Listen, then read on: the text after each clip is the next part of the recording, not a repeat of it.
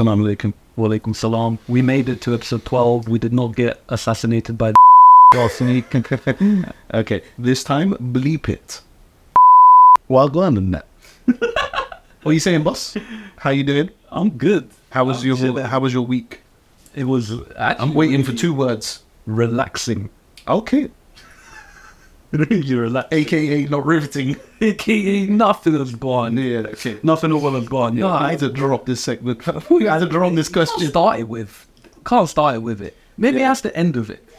You know? It's an odd way of doing it, but I just think we should leave it because I mean, we never do anything. I think, yeah. I mean, I went to a Moroccan spa with the girlfriend. Okay. Yeah.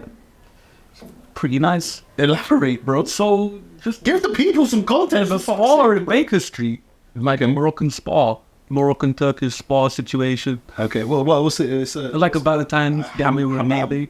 Is it called a hamam? Yeah, exactly. Something like that? Yeah. Bro, the way they scrub you down, you know, you go in there in the steam room at the beginning, then you go and get a nice massage, they scrub you down, you leave there feeling refreshed. Okay. I needed it.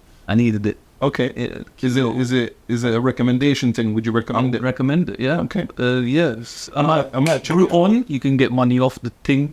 Yeah. This episode is sponsored by Groupon. Shout out. Seriously sponsor us. Yeah. Shout you. We'll shout you out every time. Real talk to our 37 subscribers. I will shout you out like no one else has. It's so much so it will go beyond the 37. The whole world will hear it. Every single individual. We have powers. Yeah, so that's pretty much it, really. What else have you done with your week? I've watched a lot of anime. Okay. Can you tell I'm unemployed? It's a good life. It's a good life. Relaxing, really relaxing. Yeah, you know what I'm saying, bro? You're getting fucking Turkish hammam, you're getting fucking anime watching and that. Bro, Trust me, it's a good life. You're making your money off of drug sales, it's fine, bro. What was I talking about? I don't know. I don't listen to you. Other than that, yeah, still sober. Mashallah. Yeah. Moving forward, slowly day by day, and feeling great. Fixed up my diet as well a little bit. Because I saw the cheeks and all the bellies and all of that on the last episode. Me wearing a tight ass t-shirt. Like, just tell me not to do that anymore. Can't pull that off anymore. Yeah. So we're going baggy. We're going comfortable. We're feeling relaxed. Everything's really good. It sounds good, man. Yeah, It sounds good. It sounds positive. I'm in a good headspace, everyone. I'm not gonna lie. Good. Yeah. I'm happy to hear that, bro. Great. I'm happy to hear that, especially after the conversation we had last week and some of the troubles that you were having in the weeks leading up to last week's episode. To hear that the week since the last one has improved massively for you. Yeah. Again, scrub down, rub down, and everything there. Yeah. You know what I'm saying? That's good. There's only one thing I I'm gonna would have to pause the podcast. need to fix this damn sleeping pattern, though, bro. I'm sleeping like a cave goblin, like a cave rat. Yeah, let the people then know. What time did you wake up today? I don't want to let this information go. It don't matter, bro. I really don't. It's not like you fucking. I woke up at 1 a.m. I woke up at 1 a.m. and We're gonna bleep what I said. Cause what did you say? It's okay. Say it. Carry on. You woke up at 1 a.m. Yeah, I woke up at 1 a.m. and that's the start of my day. I'm curious. I haven't asked you this. When did you go to sleep for you to have woken up at 1 a.m.? I scattered sleep during the day. 2 hours there, 2 hours there, 4 hours there. Make up 6, 7, 8. Okay. Potentially 10, maybe 13. It's a good day. You do need to get a job. I need to get a job, bro. need to get a job. Because I can't keep doing what I'm doing. I can't do it. I'll go crazy. No routine. Yeah. It's getting in Hey, that's a serious thing. anime Cheetos. That's a serious thing, by the way. Routine. I know. Like, especially the older I've gotten, the more I've realized I need a fucking routine, bruv. Otherwise, like, I'll just be mash. I know. I mean, not everyone's just... I'm misguided. I've been in the professional space for a long time. Jesus Christ. Other than that, very good week. Relaxing week, yeah. But how about you? Yeah. Okay. In a nutshell. So, yeah. Nah, it's been good. Same as last week. Very busy. I'm going away in a couple of weeks, and my life's going to be flipping around and going crazy. So I've got a lot to do, bruv. There's a lot to do. Hence why I've had to take a couple of calls today already during the podcast. There's a lot going on. You're a businessman. You get me? Yeah. Do you know what I'm saying? Yeah. But yeah, it's been quite busy, but it's been very good. It's been very good. I spent all of Sunday furniture building in my new bedroom, and because I've got sciatica the next day. Oh, it was with a pinching nerve. It was long. It was long, bro. Yeah. It wasn't great. It wasn't even in my back, bro. Do you know, the more I've had sciatica, I got it when I was 21. I started my disc when I was 21, and since then I've had sciatica. Obviously, it comes and goes. It's not there forever, innit? But, I mean, it's there forever, but it comes and goes. It's literally there forever. There's no, like, solution for it. You can treat it, but it doesn't go away. No. There are things you can do to aid. Yeah, of course, lose weight. And, you know, that's one of them, yeah. I'm a bit round. I mean, yeah, the difference between the pictures we saw earlier, bro, the videos we saw earlier, it only just made me realize that you got work to do, big man. Yeah. It's only to emphasize big man, you know. I'm in the same boat. I had to clean my diet up, bro. Can't be looking round anymore. Every time it comes around, which is like to be fair, it's not come around now, because if you remember, like, beginning of the podcast, I was talking about how I've been struggling with it for a while, couldn't play football, etc. It's gotten better, and now it's fine as well, but I kind of triggered it a little bit by doing the furniture building, and every time I get it now, there's new parts of me that it affects. Like, in the most recent times, it started to affect, like, my hips and my pelvis, whereas before it was just the back. Now it's the fucking legs. Bro, it's like right at the top of my fucking thighs. Sorry, hamstring. Right at the top of my hamstring, and like around the inside of the thigh. Damn. Super painful, bro. So Monday was quite a struggle for me. Tuesday was a struggle for me. We're recording on a Wednesday. Yeah. And obviously Tuesday night I play football, so I was thinking, I kept saying, I'm going to drop out. But I was like, I'll see how it goes just in case it feels a bit better. And then I thought, fuck it, I'll go and I'll play in goal. You know what I'm saying? I'll go play in goal and I'll take it easy. Maybe I'll start outfield if I don't want to make it worse, so I'll jump in goal afterwards. As soon as I got changed when I finished work and then was walking to the station, I started feeling better.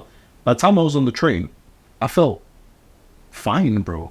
Which I found very weird. I was like, is the adrenaline of me knowing that I'm about to play football getting me through, like, the pain barrier?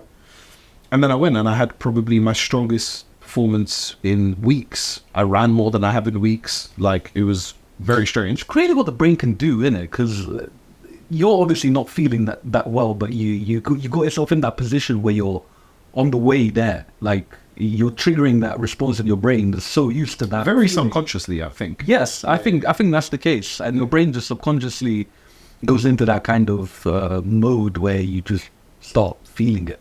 It's weird. I've had it at the gym too, where like last thing I want to do is be there. And then just as my workout stuff, that was a good warm-up set. You know, then go in there and hard. In a lot of aspects of life, that usually happens. I feel like when you go into something like saying, oh, this is going to be sick and blah, blah, blah, like you've set the bar so high that if it's anything below that, you come out thinking, oh, that wasn't that good, or you blah, blah, blah. But if you go in with that low expectation of, oh, you know, I don't know, blah, blah, blah, you're a lot more likely for it to go well and then come out thinking, oh, that was sick. So I feel like that's what happened yesterday. But yeah, furniture building, football yesterday, comprehensive 2-0 win. Nice. Very, very controlled, very good game. I was very happy with the manner in which we won, clean sheet. We done very well. And I was very unofficially awarded the man of the match award. Big up, Zad. Thank you for giving me that. Very unofficially, but I played well. You played much more unofficial could you get? Yeah, literally. One person saying it.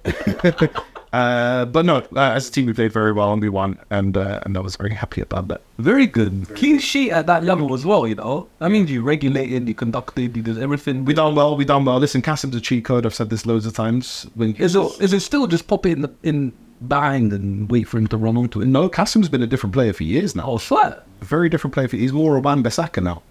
Oh, really? Yeah. So he used to play striker at school, Yeah. slash right wing. But ever since him and I have started playing regularly outside of school environments or the younger years, we played together for years and years and years. Him and I were the only ones that kept consistent and played to a proper, like, not standard, but you know what I mean? Like, we played consistently, not just kick about, like, games and stuff is what I meant. Yeah, he's kind of transformed, bro, like, to a right back slash centre back. He's so fast, bro. It's ridiculous how fast he is. That's why I say he's a cheat code. Like, he just gets to the ball before you. He just gets to the ball before you, bro. And he still has that ability where when he's running forward, he'll go past 5, 6, 7 players just through pace and touch. And then sometimes the finishes are wild, but sometimes it's in... So we're talking about like a darker Kyle Walker situation. You don't need to bring race into it. But sorry, that's an outed man. Yeah, kind of. I called him Wan-Bissaka because before, now there's this whole thing of when you're playing amateur football, it's like, oh, no slide tackles, no tackles. His slide tackles are perfection. Like, he just gets the ball every single time and no man, because he's just so much quicker. He gets in front of them and there you go. He's got the ball. Do you guys ever need like a referee? I'll referee the match.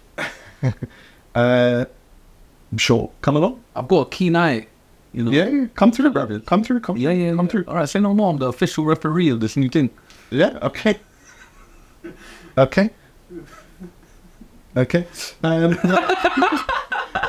don't know what to say to that. You're more than welcome to stop. We are, but Just introduced myself, invited myself, and now I am the official referee of an amateur football game. I'm so happy I have a job. you will get paid. I don't get anything. Interning. I need something. Something, bro. You need something. Yeah. All right. Other than that, everything's been good, man. As I said, I'm going away in a couple of weeks. 2 weeks today, I will be having a wedding. Yeah. Which is Not in the hospital, but we're doing that. Yeah, the day after. Yeah. Yeah, so that's going to be crazy. Yeah. I know. But I'm excited for it. The first of two. A whole wedding, bro. Yeah. The first of two, bro. That one's over there. And then the other will be here. So, but yeah, that's going to be mad interesting. You all going to see me Afghan out. It's going to be Afghan style. Yeah. News of the week. We need like a little intro jingle transition. That was it. And then you spoke over me. And now we're going to have to chop and change and try and remove your vocal. But we can't because it's on one track. You fucked it, Mike. Actually, it's on stereo. So it's recording yours separately from mine. So I can isolate it. So I can actually do that. We got the tune, cuz. Fam, trust me. So News of the week. perfect. Come on. Amazing. Yeah. I really like that. I like that. Yo, it's the news of the week. It was written by a Neek. That's me underneath. Man went Poland, now he's got a bent beak. Fuck, I fucked it. Damn it. Go. Listen, don't release your power level to the people, bro. Yeah, the freestyles are going to have to come later. That's like a Patreon situation. Yeah, 100%. You know what I'm saying? Later down the line. We'll hear the rhyme. Right now, it's not the time. Right. So, swiftly, the news of the week. Let me ask you a question. Do you want to start heavy and end bright? Or do you want to start bright and end heavy? Oh, boy. Let's play rock, paper, scissors for it. You're bright, I'm heavy. Best of three? Yeah. We dead, bruv. We dead, bro. Rock, paper, scissors, shoot, bruv. No. You go on shoot, bro. Okay. Rock, paper, scissors, shoot. One, Rock, paper, scissors, shoot. one more. One, paper, scissors, shoot. Rock, paper, scissors, shoot. Yes. 2-1, you were light. Oh, Okay. were you heavy? Yeah, you were light, I was heavy. So start Start light, end heavy. light, end heavy. Sounds like my trajectory in life. That was good. Those lines. You didn't catch it. You're dumb. Okay. So start light. So Winston Churchill's false teeth have been bought at auction. No, God, give me the figure, bro. It's £18,000 for his gold mounted false teeth. Funny fact, they were fashioned to preserve his natural lisp. His iconic natural lisp. Is it? Yeah. Have you recently searched into this for yourself? No, it was part of the article. I found it quite interesting. No, I meant the list production teeth. Oh no. They were fashioned to preserve it. You know, Oh, to preserve it. to preserve it. Yeah. Okay. Yeah. Okay, so you're on a warmongering thing. Okay. I'm in good stead, bro. You're on a Churchill. I got look at Mike Tyson. My namesake. My namesake, bro. Final, bro.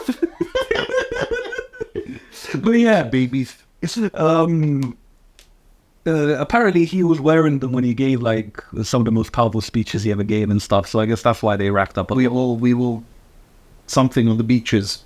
That one. That's the one. Yeah, exactly. Yeah, he wore these false teeth while he gave it. So Interesting. Do you know what? I expected it to be worse than 18,000. Yeah, me too. I expected it like 80,000. Obviously, is a lot of money, but I expected it to be like For a pair of someone else's teeth. But think about the product. This has been in someone else's mouth, like, you know. Yeah, but you know what I'm saying? They're not going to put it in their mouth. It's just, there, in it. But then again, like, There's some weirdos. Churchill's teeth, like, come on. What are you going to do with them? Who gives a fuck? First, to put them in, you need to not have teeth. How much would you buy at auction Churchill's cock? What's the maximum? Oh, we're talking like, because we were watching that Egyptian documentary. Yeah. If it was mummified, and you could actually bandage that part up and send it to auction, how much do you reckon it would get? Why are you flipping the question on HIDCast? How much would you pay for Churchill's cock? All right, so are we taking the framework of the mummified cock? Right, it's just his cock glass. It's not a mummification to it. Obviously, There's no way to preserve it otherwise, bro. let's just say it was preserved. There's no cock there right now if that's the case. It was pickled. It's in a jar. Pickled cock. Yeah. How much would you pay?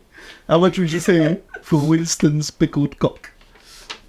At auction.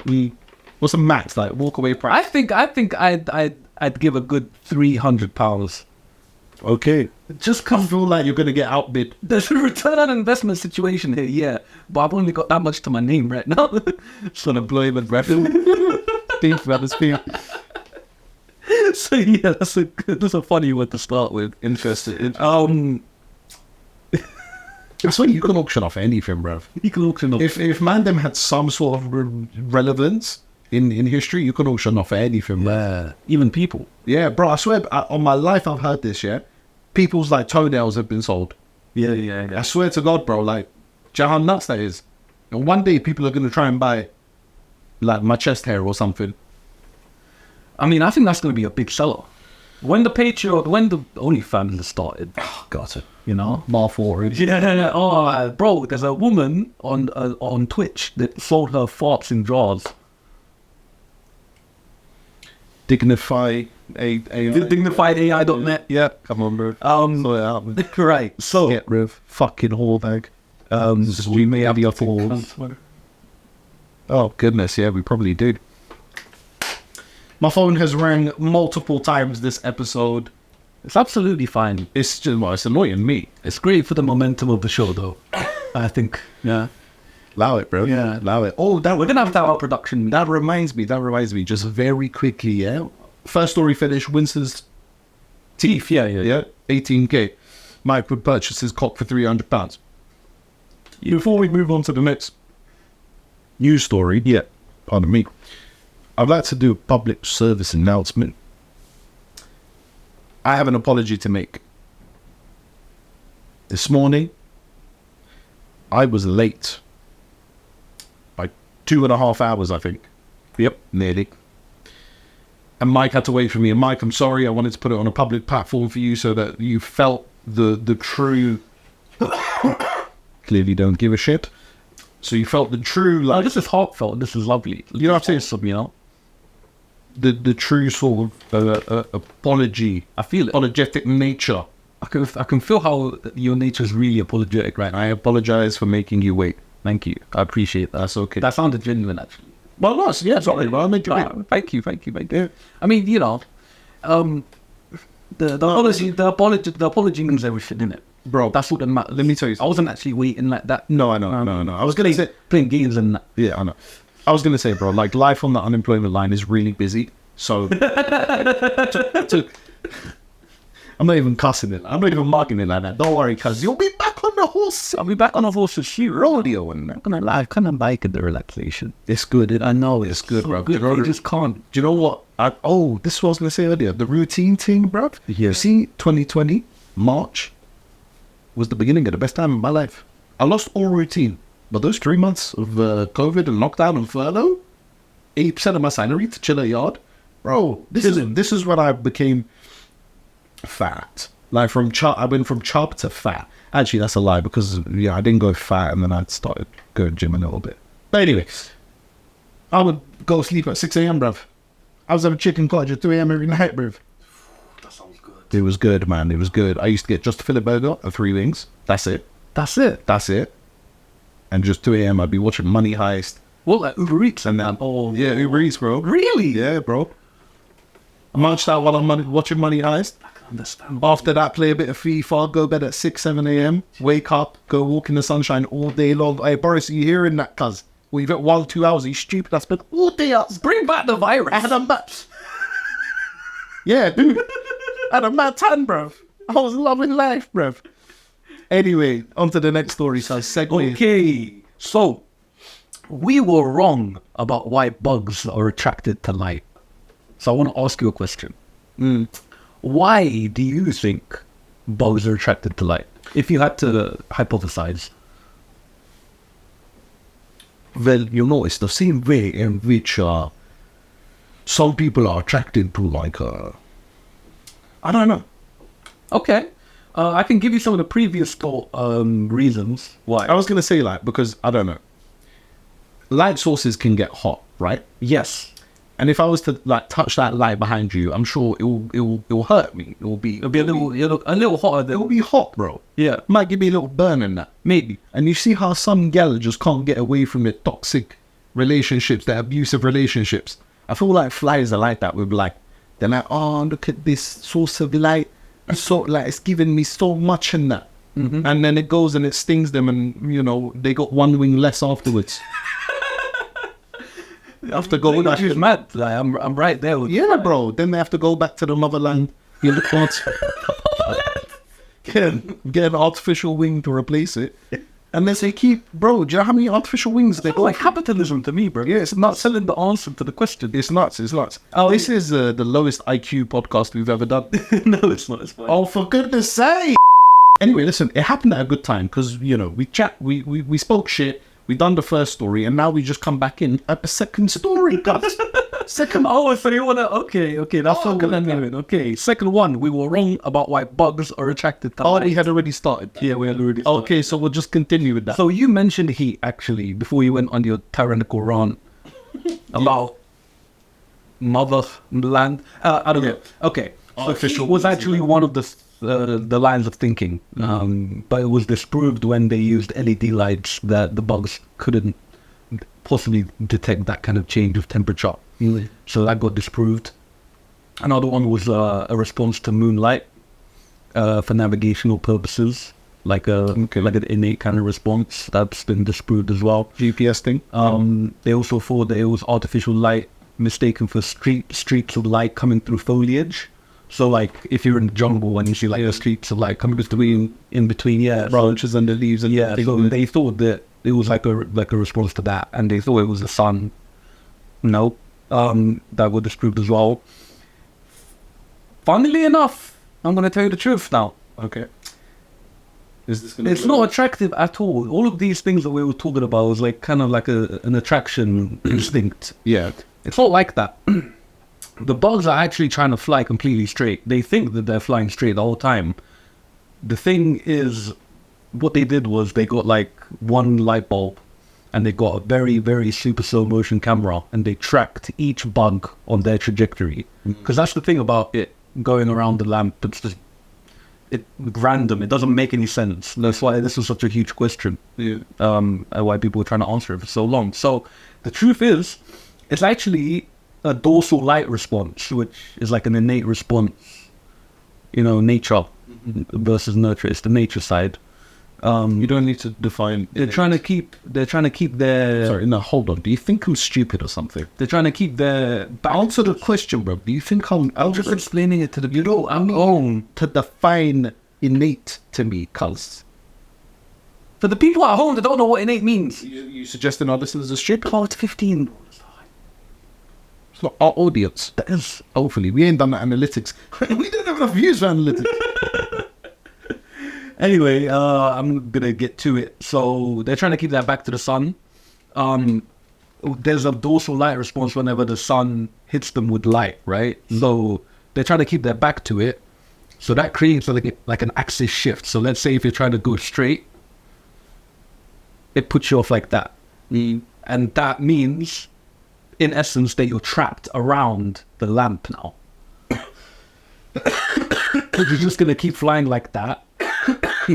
The body's going to keep responding to the light in that way. So it's just going to be in a permanent orbit. So in a way, it's very depressing.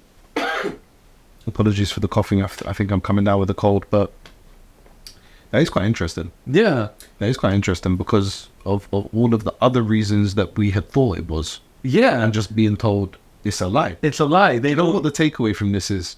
Bugs are a lot dumber than we thought. Do you know what the other takeaway from this What's is? that? Don't believe everything you're told. Never. Because, listen, I've heard some crazy conspiracies about this one here. just conspiracies in general. Like, we've been lied to so many times by the people at power, the people that be. No, but some people just regurgitate what their aunt told them during Christmas dinner. Lies. Babylon's liar. Babylon lies. And one day Babylon dies. Whoa. That was powerful. I like it. You know what I'm saying, bro? I like the power. Man's got that. That's a struggle, right? Churchill teeth and that. We have to go find where that guy got sent at the teeth, bro. But yeah, interesting. Yeah, so actually, they are in their own personal purgatory, bro. They think that they're going straight, reaching where they need to reach. They don't know what they're doing, but this dorsal light response is like an evolutionary trait over time. And because we've put artificial lights everywhere, they get trapped in this orbit. They don't even know. I've told you this before. I hate artificial light. Bro, This is the reason why. They're fucking up my brethren, the bug them. They're mashing them up. they're mashing them up, Now, bro. what we need to consider that we may not have considered Right. in this whole scenario is the mental health of these bugs. Imagine constantly flying, thinking you're going straight and towards where you need to go to, Yeah, never reaching it. and you're never reaching it. Yeah. But I think most of their responses are like instinctual, right? Because they're bugs, like they don't have the neurons in the brain to make such complex decisions. Listen, you don't They'll think too far in the future, basically. you don't know, bruv. You don't know. They could be affected by mental health issues. So you're telling me that you adopt everything has a consciousness. Yeah. Yeah. Yeah. Even bugs. Yeah. Flowers. So would you say we are one with the universe? Yeah. Okay. So yeah, that's fine. Move on, bro. Move on to the next story. No, I just wanted to end it with, so artificial lights and light pollution is actually bad. Because these bugs, bro, they're meant to like, cascade. They're meant to Feel the real thing. They're meant to cascade pollen and stuff, and they get trapped in lights. Like, they got jobs to do, and they're getting paused. You know, Yeah, speak. it's not good. Speak. Fuck Edison Yeah, or Tesla, or whoever. I don't care. Tesla robbed it. I mean, no, Edison robbed it from Tesla. No one cares, bro. Some Serbian dickhead. Listen. So, a pigeon suspected of being a Chinese spy has been released by police in India after being detained for 8 months. I heard about this. So the pigeon was suspected of espionage after it was captured near Mumbai with 2 rings tied to its legs featuring Chinese words. After 8 months in captivity, it has emerged that it was an open water racing bird from Taiwan which had escaped and flown to India. Now, Yep, I heard about this. I didn't hear about this. There is a school of thought that suggests that The pigeonalia. I'm not a reed thingy. You're trying to tell me mechanical pigeons and that? You're trying to tell me the robot pigeon? Do you know what the question I've heard posed? What's that? Interdimensional pigeon. Have you ever seen a baby pigeon? Yeah, but they usually stay in the nest, and I have actually seen a baby pigeon. Looks a lot like a chicken. Theory dispelled. Yeah. Carry on. No, because, you know, on my balcony, Yeah. yeah, a pigeon made a nest once and laid eggs, and like we saw them hatch and everything. So I've seen a baby pigeon. Yeah, man. Okay. Then they died somehow. I think another pigeon came. It's a bit crazy hearing that the pigeon was held captive for 8 months. You know what I'm saying? How, did they get yard time? Where they let out of their small cage. See, this is what I was bigger cage where they can fly around for an hour. This is actually what I was thinking. So do they get really bad, like, off moldy bread for their one meal a day? Like, what's pigeon pen like? That's not words. I'm asking. What's pigeon pen like? I'm asking the same question. Like, where do you take this bird? Like, what do you do with this bird? Once you receive the bird, and you've alleged that the bird is performing espionage and it's Chinese. You are an Indian investigator, right? You're trying to investigate China. What do you do with this pigeon? You torture it? What do you do? You take it to the back room? What happens? I don't know. I don't know what happens to that pigeon. All right, I am the pigeon. You are Okay. the Indian interrogator. Oh God. Let's go. Okay.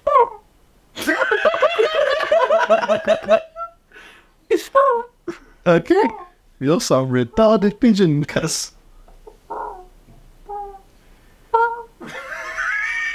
You should have given this creation on a pigeon, bro.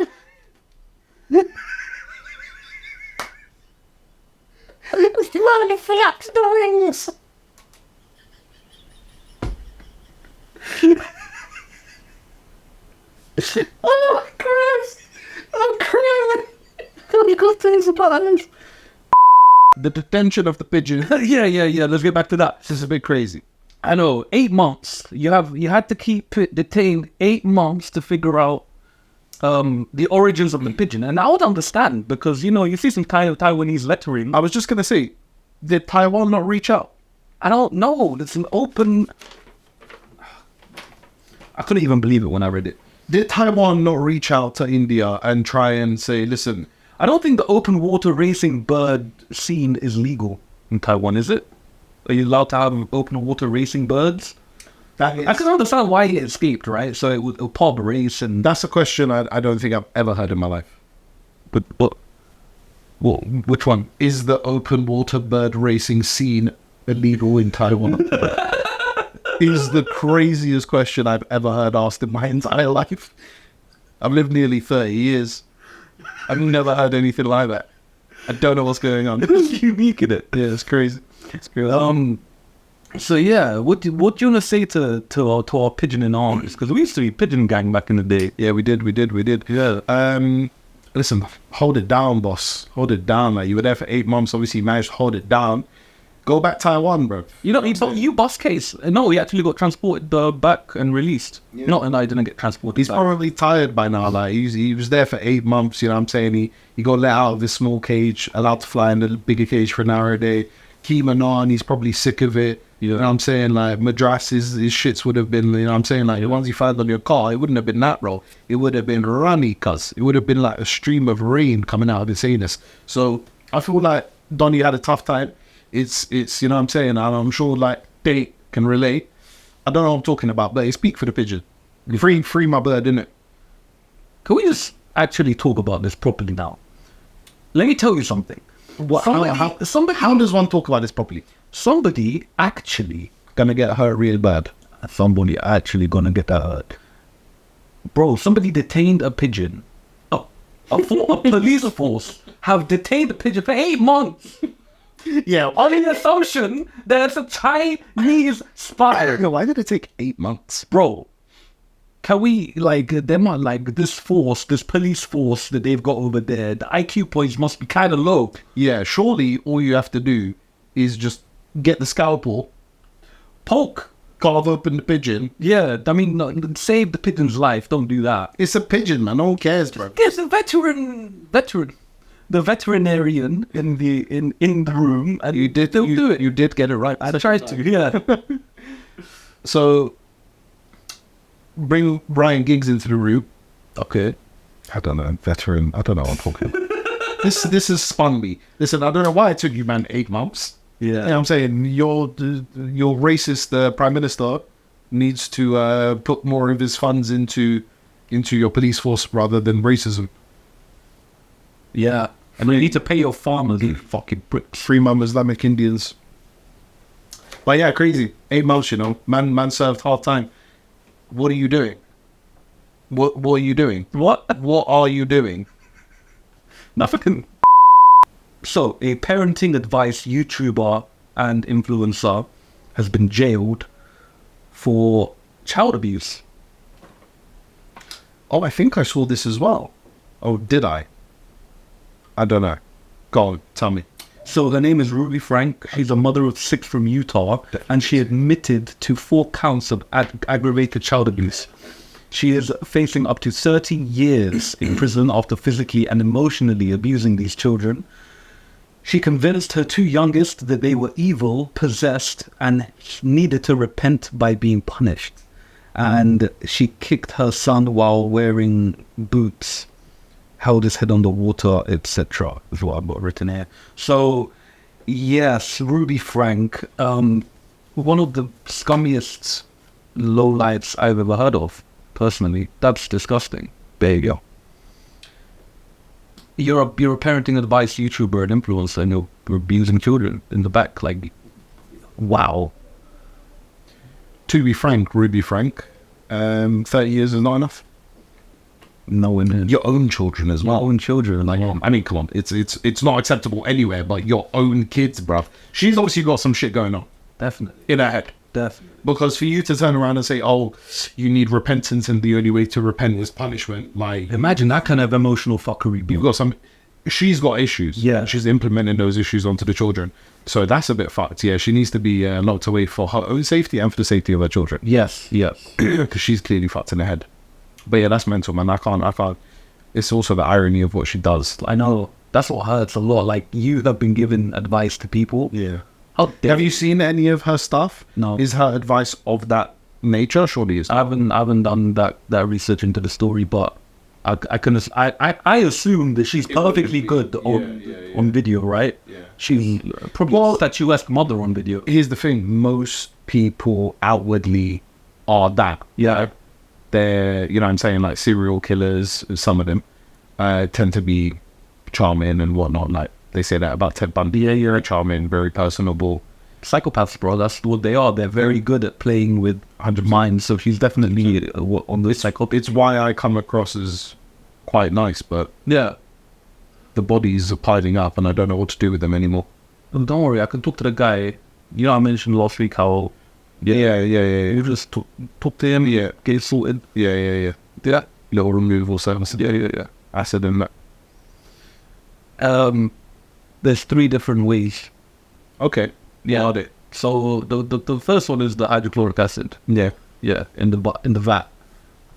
It's gotta be. You can't do the mistake of doing it in the Oh, bath. you can't do Goes that. through the bath. No, it goes through the rips right through, right through. It has to be non-metallic, gassy plastic, right? Yeah. The other is by pig death, Yeah. Okay. and the last one is Hold it down, bro. Hold it down, landman. rat bucket on the stomach. Who told you about this? Did I tell you about this? No, I've known about it. Is it? I've known about this for times. Fucking Japanese form of torture. That's why I watch anime. Brother, so how fucked it is for the people out there that don't know would explain it. If Ruby Frank, you deserve it. Yeah, I would do this to Ruby Frank. So, Donnie or Donetti is laying down in a nude. This isn't sexual. Chill out. You get a rat, a fucking fuck off rat, and you get a bucket. While Donnie or Donetti Sounds like a recipe. is on there. Get the turmeric. The Netty is the brand. when you've got, all right, let's say Ruby Frank in it. Ruby Frank is laying on her back. Yeah. In the nude. You've got a fuck off rat and a bucket. Yeah. You put the rat on the torso. Yeah. And put the bucket on top of the rat. Yes. On top of the bucket, you put a heat source, a candle or something. Something there translates the heat. Slowly gets the heat going to the point where it's unbearable for the rat inside. And they can't escape. The rat needs to get out. How do they escape, Mike? Eating through the torso. Through you. Yeah. That's dark. That's fuck. That's dark. That is the craziest form of torture I've ever heard in my life. Yeah. If I'm laying there and a rat's going through me, Yeah. nah, bruv. Just end my life. end my life, bruv. You see torture? Torture's long, bruv. Just kill me, fam. Allow it, bruv. The torture's long, bruv. What do you think of like the de-fingernailing? And I can't even when I think about it, like, denailing with the... Bro, I start feeling weird. Yeah. My teeth start feeling weird for some reason. Like, my nipples get, like, hard. really hard, like, it's... They don't. There's the 10%. There's the 10% I was talking about last week. I don't know why do I do these things? Talk. Continue. That's not good for a podcast if you don't do that. But yeah, bro, the scary is torture thing, man. Yeah. You know what one of my favorite ones is though? Go on. Not favorite, but like I've known about this for a long time. And it say like edge of a table or edge of a pavement. You see where the pavement goes to the road and it like dips down a little bit. Yeah. Get the Donny's head there, open the mouth, Oh, around draw the edge man. of it, kick the back of the neck. Draw man down. Woof. That's a finished draw. Right That's there. a crazy thing. That's You see, just torture thing. that's splitting. Man's not on it, you know what I'm saying? But obviously you know what I'm saying, sex toys and that, a bit of a dominatrix sort of thing. I feel like you'd be more on that. I feel like you're the kind of guy that has like the electric wand that sends like electrocution through the thing. Oh yeah. And then you start doing that to your victims. See, the voltage is important with that. The voltage. The voltage is really important. With the electric stick, you need to get the voltage right because if it's too high in voltage, you're gonna pass out from the pain. You need to get the pain there with the pain threshold right on the limit, right there. That's where the pleasure is, right on the limit of pain. I have a question for the people. Yeah. Okay. There's probably one, maybe two people who will answer this. Yes. So it's great. But we'll ask it anyway. People come back and watch this when we're famous. Yeah. Maybe. Then we'll fame just... Yeah. Shut up. Leave me alone. I shall. I'm not good at it. My people aren't. They stay yeah. Yeah. Question for the people. The question for the people is, yeah, out of you and I, comment down below and let us know.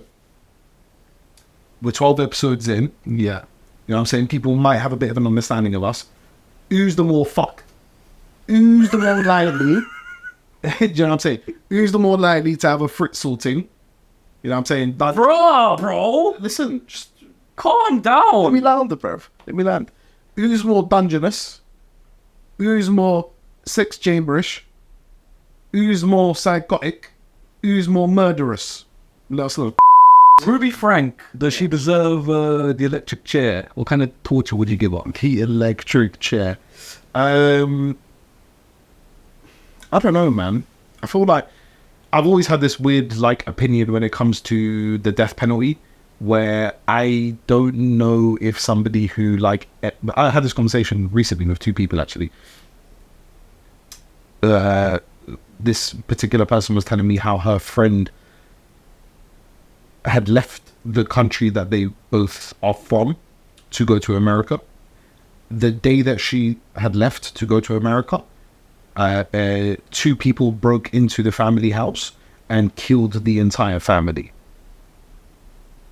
Whoa. Killed the entire family. Mum, dad, and the girl's brothers and sisters. Everyone.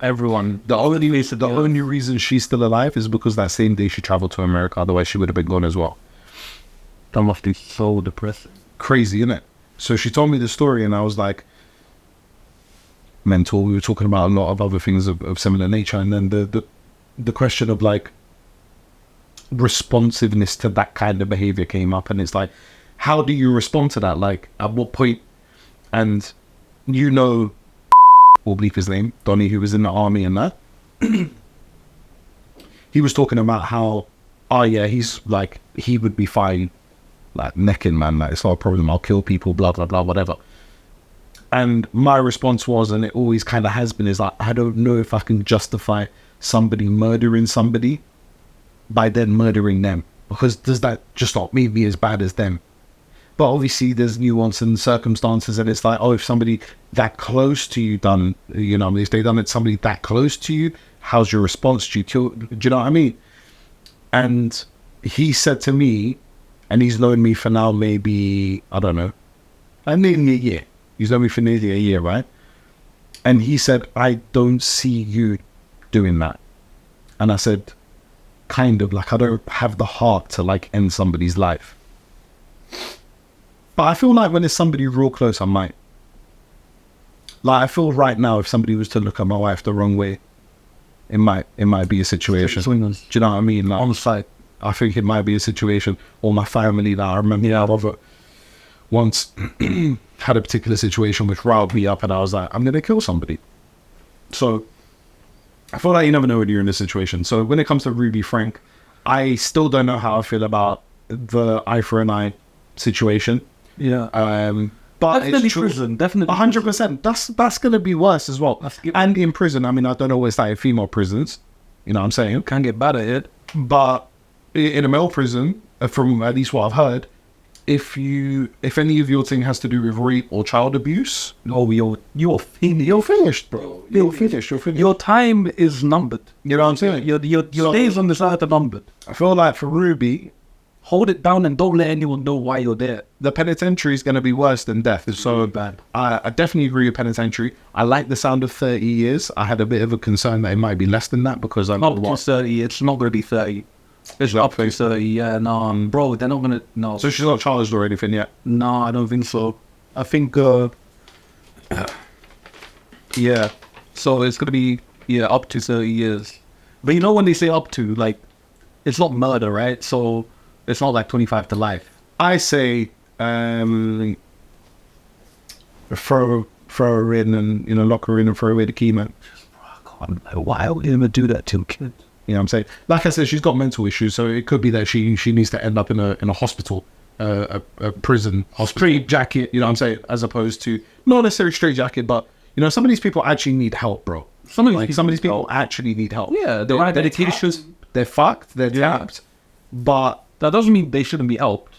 Yeah, because there's obviously something going on with the wiring. Like, the wiring's not wired. What if it's too long, like, too far gone, you know? Yeah, but there's some people that switches off and it's gone, bro. Like, yeah, but this is why it's a hospital prison, or prison hospital, whatever you want to call it. You know what I'm saying? It's not, oh, you're going in for a checkup and this and that and you can live your life freely. No, you're still incarcerated, but in an environment where there is the potential for some sort of rewiring or rehabilitation. That's, I think, one big mistake that a lot of prisons and countries do, where the emphasis is not on rehabilitation, it's simply on punishment. I don't think that's a good way of going about it, bro. You got to try and rehabilitate these criminals and these people, because if you look at places like, I think, Sweden and Denmark have like really nice prisons, and you have a key to your own prison cell, and you've got a TV and this and that and the other, and the reoffending rate is really low, because outside of those niceties and those pleasantries that they have in there, they're actually people speaking to them and trying to rehabilitate them and make them better people. Like, we need to focus on that, I think. Again, some people are too far gone. It's a case-by-case thing. Ruby, I'm saying dash her, bruv. Straight dash. Immediate dash. I mean, you know, with like serial killers and whatnot, I think there's a reason why we put people in prison or we give them the death penalty, right? That you are a part of this society. You will play by these rules. Those are our laws, right? Yeah. You break the law, and we deem you not fit to be in this society. We're going to put you away from the society for a little bit, like a little timeout. That's prison. Yeah. If you do something bad enough, I think I'm all for the redemption thing. You know, I love a redemption story, but you're also on the killing thing, though. But I think, bro, listen. Sometimes, like when somebody has done something so egregious, like murder or rape, like Why are we spending money on them after that point? I hear that. They're a waste of money. You're literally a waste of human space. Yeah, that's an argument. But that's obviously personal. It's like, you know, I do think people can redeem themselves even if they've done something horrible in their life. There's another way of looking at it, right? Which is, and this might bore some people, the religious perspective. As a Muslim, the belief in Islam is that Allah, God, is the most merciful and the most forgiving. You could do the worst things and Allah will forgive you should you repent truthfully and from your heart and with pure intentions, and you genuinely are repenting correctly and are sorry for what you've done, etc. So there's that sort of argument, but obviously, you know, I don't know. That's a whole separate thing. But I guess that part of that comes into the way that I think about it, where I'm like, oh, we don't need to do the whole eye for a knife thing. You know what I mean? I don't know. It's a weird one. So Yeah. some people need to get murdered. I mean, it's hard to hear that story, bro. It's hard to hear that story and think anything else but electric chair. You know? For instance, if I was, you know what I'm saying, busy in that, let's say the podcast blows. Yeah, you got calls coming in. You know what I'm saying? Things going on, and we've got an event like we're going to, I don't know, IB4. No, some sort of award show or something like that. You get Saudi Arabian award show. Okay. We go there. Busy in that. I've got children, inshallah. I need a nanny. Let's say a Ruby Frank shows up now. And I come back and I hear it's my kids that she's doing this emotional and physical abuse toward. What would you do then? She's getting decapitated limb from limb, bruv. I'm gonna fucking murder her beyond belief, bruv. Her body will be unrecognizable, bruv. My children. Are you stupid? See, that's where the difference is. That's the way you need to frame it, though. Depends who it is, like, you know what I'm saying? You need to, yeah, obviously, it's still Always personalize it, because that's going to show you the flaws in your logic immediately. You know? It's going to show you the flaws. Well, I don't know, that's a tough argument. That's a tough argument. Because you will then have the same argument, and I know you'll have the same argument with men and women. Or men are logical, women are emotional. If you go all the way emotional, it's not good. If you go all the way logical, it's not good. If you're able to implement both and have the balance in the middle, that's the best place to be. Oh, yeah. Yeah. That's amazing, but you can't. My kids, you know. Yeah. Fucking hell, bruv. Ruby Frank, bruv. Bury her alive. You're already, like, hyped up just thinking about it. I like this. I like this paternal instinct I got see coming in. Because Ruby Frank is going to end up being Ruby Dank, bruv, because her body's going to kick up a smell, bruv. Put her in the boot for 7 months, bruv. I know a good place to That Chinese pigeon thing. host them.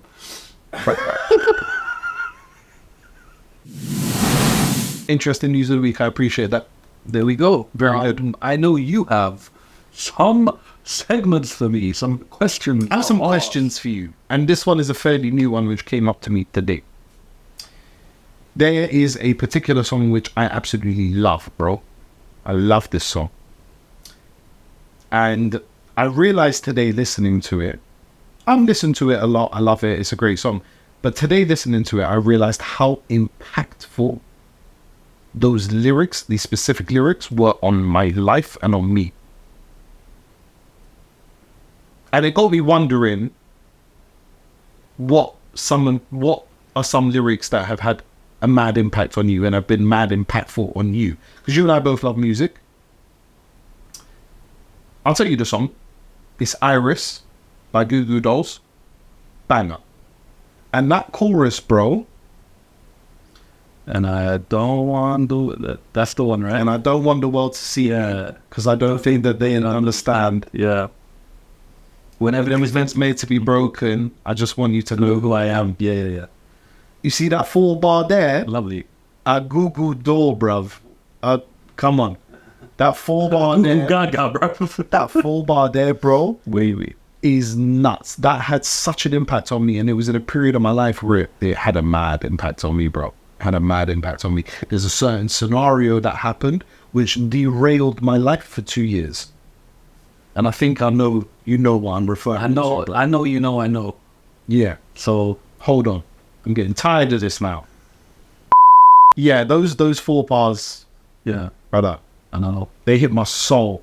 To this day, they hit my soul, bro. To this day. It happened to me like at a very important time where that song became so impactful. And I listened to it today, and in fact, I listened to a live performance of it.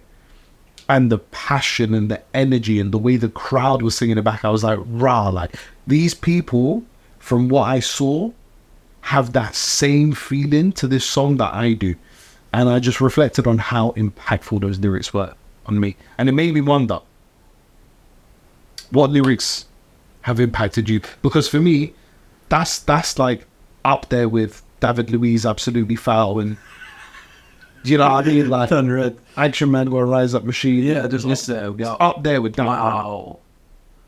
Wow. That's a big statement. It's a huge statement. I see your question, though. I do have nothing I can pull out that's like incredibly transcendental, you know, but a Blink song called Adam's Song has a part in it where it goes, I couldn't wait till I got home to pass the time in my room alone. And I remember growing up, I used to listen to that song a lot. It used to get to me because I'd relate. Like, yeah, I'm out and about having fun with people. Sometimes my battery just gets drained and I want to go home. Yeah, real talk. Honestly, it's quite, yeah, I do love my own space and stuff. So, well, I guess this is growing up, another Blink song. Yeah, nothing crazy that I can pull out of the yeah, those are probably the ones that your strongest lines of defense were just self-inflicted wounds. I love that. Yeah, I think you do, because I've seen that you've posted that as your like. Yeah, I must have been like back on BlackBerry even them days, like the BBM Messenger. But there have been some really impactful lyrics, and they've shaped like the way that I interface with certain things. Like if I'm going through some certain things in life, there's a song I can go to. Yeah. I know there's always a song out for that moment. Let's get the most out of it. Yeah, I wanted to like expand the conversation further to like music as well, and just in general the impact of music. Obviously, difficult to kind of pluck lyrics out of the air. Like for me, the only reason I figured that one is because I heard it today while I was spending hours getting ready, and I just remembered again, like I listened to the song regularly, but I just remembered from that, particularly that live performance, and how like it fucking hit the audience and the way they were singing it back, bro. And I was like, rah, yeah, like this, I remember how much I used to sing that without passion, bro. Back in 2016, 2015, because I used to sing that with a passion, bro, because it hit my soul then. Yeah. You know what I'm saying? But it also made me think broader of like the conversation of music and how like impactful music has been for you and I, and like what type of music has really, really been important to you. What's impacted my life the most? You know what I'm saying? Like just more broad as opposed to like the specific lyrics. Broadly speaking, like what kind of music has really impacted you and like been kind of like a soundtrack to your life. Yeah. Do you know what I mean? For me, like two gal cup in the car in Botswana, me time on a short climb for the banana. Like that kind of stuff is what really. That's what really gets you going. You know what I'm saying? It's impacted my life massively. So I'll have answers for this. Shout some not up. Shout you, fam. Get on the fucking podcast. No, we don't want you anyway. You ignored me. I get butthurt easily. Anyway, so I think the pop punk and the punk, that side of my musical character, comes from my teenage angst and never really letting go of that, and just the whole being like forever young and not taking this up too seriously. That's that side of the character. Yeah. I would say the hip hop and the grime. It's definitely growing up, you know, not too well off from the jaggedy parts of the ends. Definitely reinforced a lot of the ways that, you know, a lot of things that we had to deal with when we were younger. 100%, bro. Listen, the mean streets are... Why are you dropping locations? What are you doing? Just saying the end's tough, man. End's tough, man. So yeah, I would say, yeah, for me it would be those two. I love a bit of metal in the gym, like when I'm getting amped up, you know, a little solo and that, this little rocker dude. Yeah, and then they've got classical music when I'm working and stuff. Like, Interesting. definitely. So quite eclectic. I was going to say that about me. I have a very eclectic. How dare it? Yeah, like like one of my favorite songs of all time is "Party in the USA" by Miley Cyrus. It's a banger. It's a fucking banger, bro. Wrecking Ball, banger. I'm not as much of a fan, but bro, listen, You are one.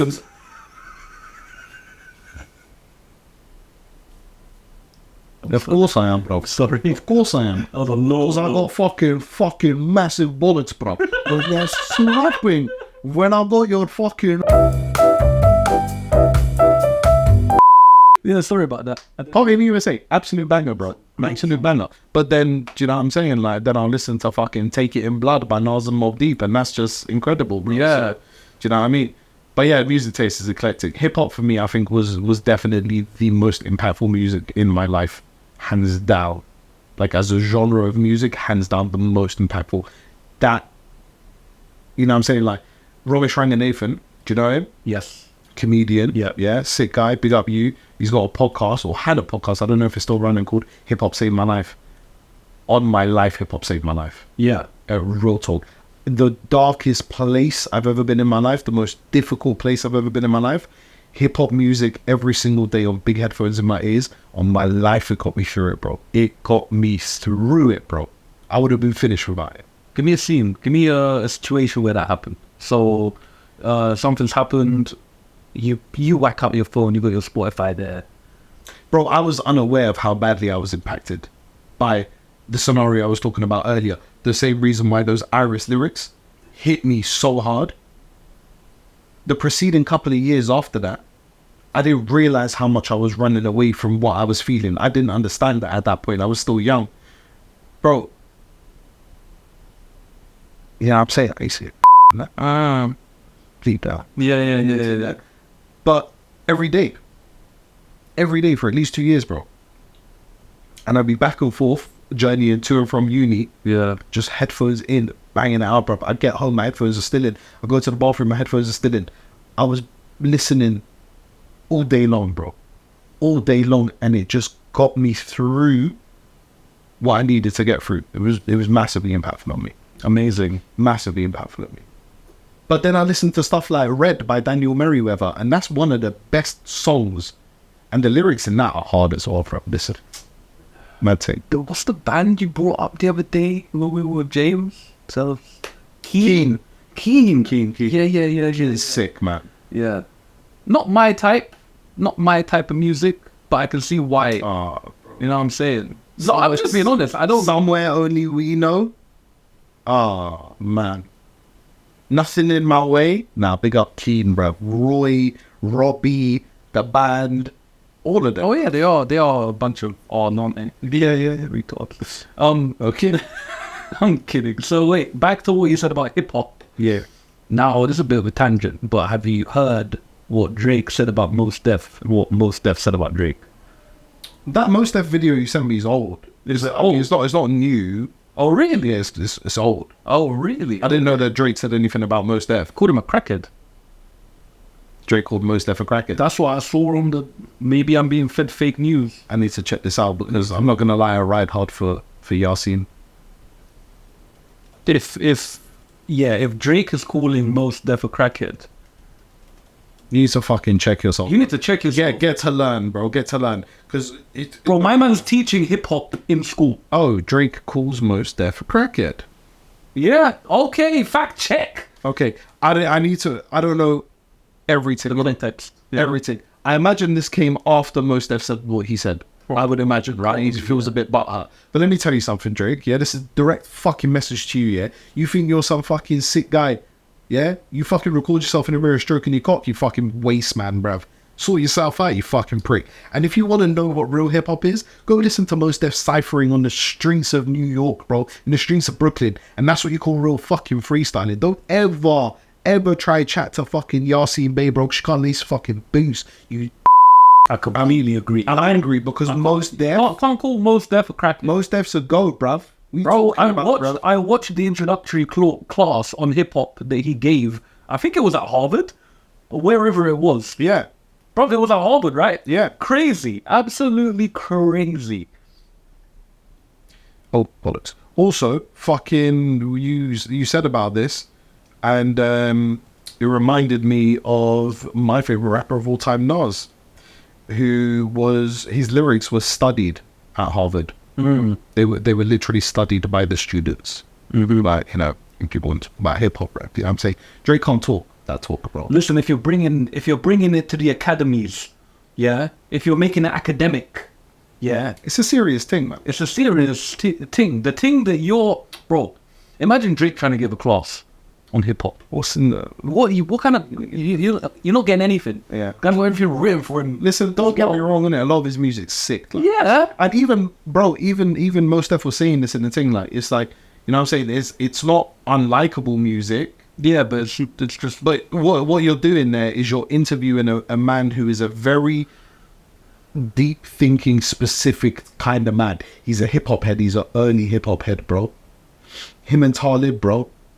Come on, bro. Like, this is serious things, bro. You can't expect him to look at Drake's thing and be like, oh, I rate that. It's all different, bro. This man is an intelligent hip hop man. Drake is just, I'm gonna jump on this trend. I'm gonna release this. he generalizes. You know what I'm saying? He's really good at generalizing things, you know? It's different, man. It's different. Yeah. So anyway, fuck Drake. If it came to war, I'm backing Mos Def, bro. Oh, every day. Yeah. In that fight, yeah. Literally can't lace his boots, bro. Nah, not in hip hop, bro. No. Not in anything. Not in life. Not in mental fortitude capacity. Nothing. Like you're. Once you got the video out there of you stroking your own cock, Bruv, you're a little boy, man. You're a little boy. Go sort yeah, yourself out. grow up, bro. I swear he's like 40 now. I don't even know, bro. No one cares. He's a pussy. Let's move it on. Yeah, let's move it on. Let's move it on. I like that. I want to talk about a gentleman who goes by the handle at Amino AMINH and then 5 O's. He's a fat guy, as am I. He's a football content creator, Right? as I will be. And he... Hey, if TalkSport come, you better say no, bro. The vision needs to be there. Listen, Go on. he's bulky. Yeah, he's really Big. really fat. So he recently lost 70 kg. Let me tell you something about my man. He now you know how bulky he is. For a man to lose 70 kg, now you know, innit? Techie. He's got feet, mad shot on him. He's finding brackets, corners, stanchion. I'm saying top bins every time. And he's got good feet, bro. Little tech and that. I literally just saw a video similar to that on Is it? Instagram. Curly hair, really fat. Yeah, Amino. that's him. Yeah. He lost 70 I'm kg. about to send it to you. Also, it's gonna be you. Your father will perish. Inshallah, he won't. He lost 70 kg. He went down from 225 kilos to 155. Well fucking done. Amazing, right? Wow. Amazing. And do you know what I didn't know either? Before Chunks lost the weight, he was like 145, 150. That's mad. Yeah, that's close up to my numbers back when I used to be. That's mad. Yeah. Anyway, he lost 70 kg. There was a question posed on Instagram by our very own Gits. And the question that he posed was, does body shaming / bullying work? This is a person who has been creating content for a little while, this Amino guy, for quite a while. I saw one of his videos first time maybe a couple of years ago. I think people knew that I was fat, and the algorithm somehow knew that I was fat and a football fan. Don't know how they got the fat part, but really easy. Maybe how many times I've opened Deliveroo. Maybe how many times you know. Yeah. Yeah. Anyway, this guy's been making videos quite a while, right? And he has always been at that weight. He's been really, really fat, bro. 225 kilos is ridiculous. So he was still posting like the football techie videos. Yeah, but he yeah, was yeah, at his biggest. Yeah. He has been for the longest time. Only recently is he lost like this amount of weight, bro. 70 kgs a lot. 70 kg is a lot of fucking weight to lose, bro. That's losing like a pretty sizable man. I know people less than 70 kg, like myself. Like that's a whole person, bro. It's crazy. So the question that gets asked on his story, it was just out to his own followers or whatever. I found it very interesting. And I think it's an interesting conversation for you and I to have. Because you're a former fat man. Yes. Who did get body shamed and bullied? I'm a fat man. Yeah. And I feel like it's an interesting conversation for you and I to have, to see if we can come up with an answer to that question. Does body shaming and bullying work? It does work. I can tell you that. It works. I don't know if the... Just to clarify very quickly, sorry, before you say what you're going to say. I don't know, and I don't think we know, if this Amino guy lost weight because of comments and this, that, and the other. Maybe he done it for health purposes. Maybe he done it for whatever. He just thought time's time. Or maybe the comments got to him. We don't know.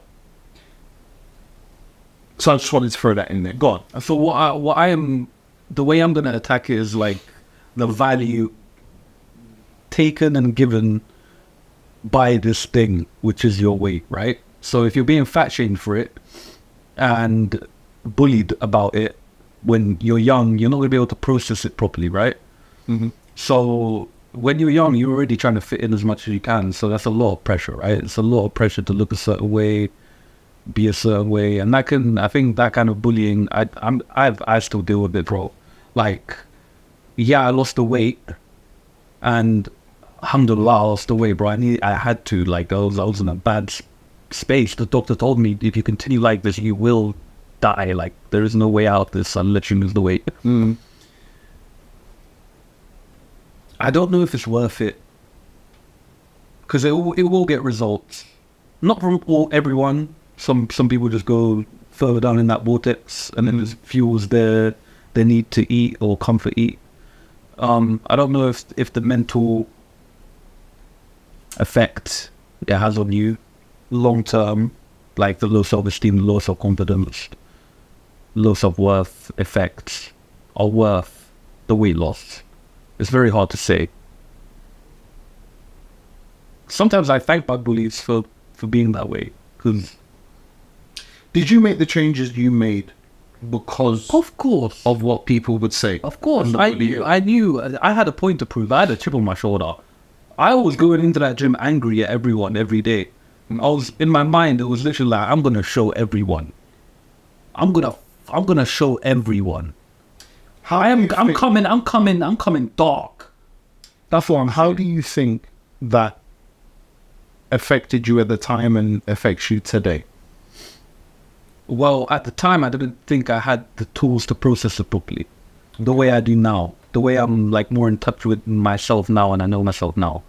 I know my triggers, and I know...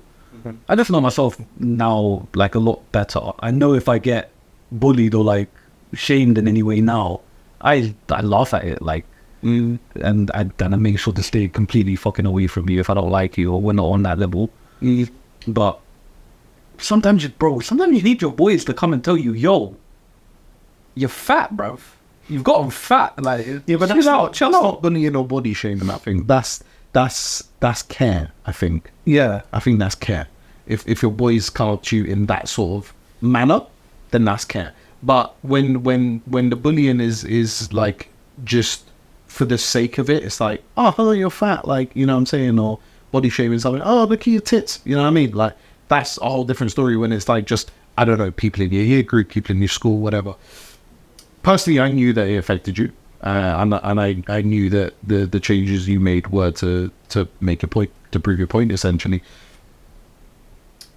I guess the question I'm asking is, you know, when I ask the question of, you know, how did it affect you? How does it affect you now? Like, do you still have that same sort of mentality of, if somebody says something to me about myself, I am going to try and prove them wrong? Is it, oh, I'm going to do it for myself? Like, how has it changed? How have you changed now? Because your response then was, oh, okay, cool. Like, I'll show you. Watch this. Yeah. Is that your mentality now as well? No. If I get like a passing comment about my weight or something, I'll ponder on it for a little bit, because I'm so attached to it. You know, it was a huge issue in my life for a long time. I'll always have some kind of a body image issue because of it, I guess, on some level. It sucks to say that, but also it does kind of bring you back when you're like, when you're going too far the other way. And like, the thing is, look, body shaming and people calling you fat, not only is it like somebody attacking you, it's somebody reminding you of your downfalls, right? It's really reminding you of how crap you are as a human being, or how crap you're perceived. Well, I mean, that's the way that they've made you feel, bro. That's the way that they've made you feel. Being fat does not make you fucking crap as a human being. Like, that's the way that they frame it, right? That's ridiculous. That's the way it's framed, you know? Like, I don't know, man. Like, from my perspective as somebody who is fat, you know, still fatter than I used to be. I'm putting on weight. Yeah. I will be losing it soon. Keep in tune. But yeah, keep it locked for that, because mine's going to be slim soon. I've been saying this for years. Time's running out, big man. You're going to need to lose it quick. But yeah, carry on. I don't know if I've ever really been affected by it. I don't know if I've ever been affected by it, because people have called me fat.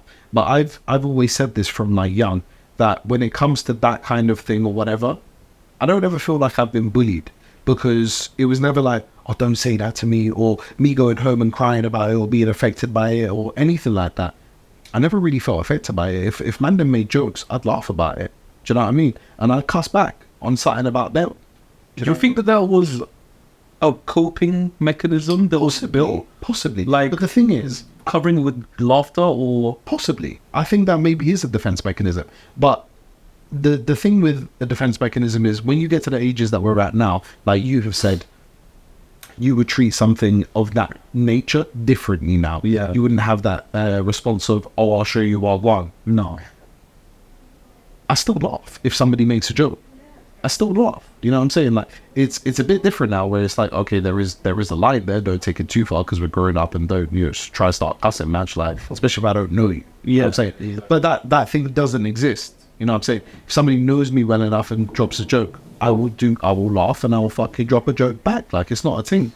So the thing of it being a defense mechanism, yeah, probably to some extent.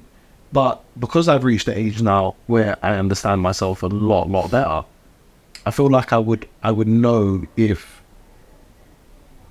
that was a defense / coping mechanism, because I would understand that, oh, it did affect me on some level. But I don't know. I feel like it actually didn't. Now, don't get me wrong. I'm a bit self-conscious about the way I look. I don't like the way I look. But I don't think that is from other people. I think that's just from me. I think just from me, I'm like, I look at myself and I'm like, oh, I don't really like the way I look. I can look better. Well, let me pose this question to you. What if it was healthy? What if it was, like, you know, when back in Victorian times, voluptuous women were considered the most attractive, right? Yeah, and small-cocked men, you would have fit right in back then. Thank you. So you, being the way you are now, if society deemed it healthy and something to aspire to be, or something that's like hard to achieve, which is why they were perceived in that way back in the day. So it's society's view of something that informs your reaction to that being of something, right?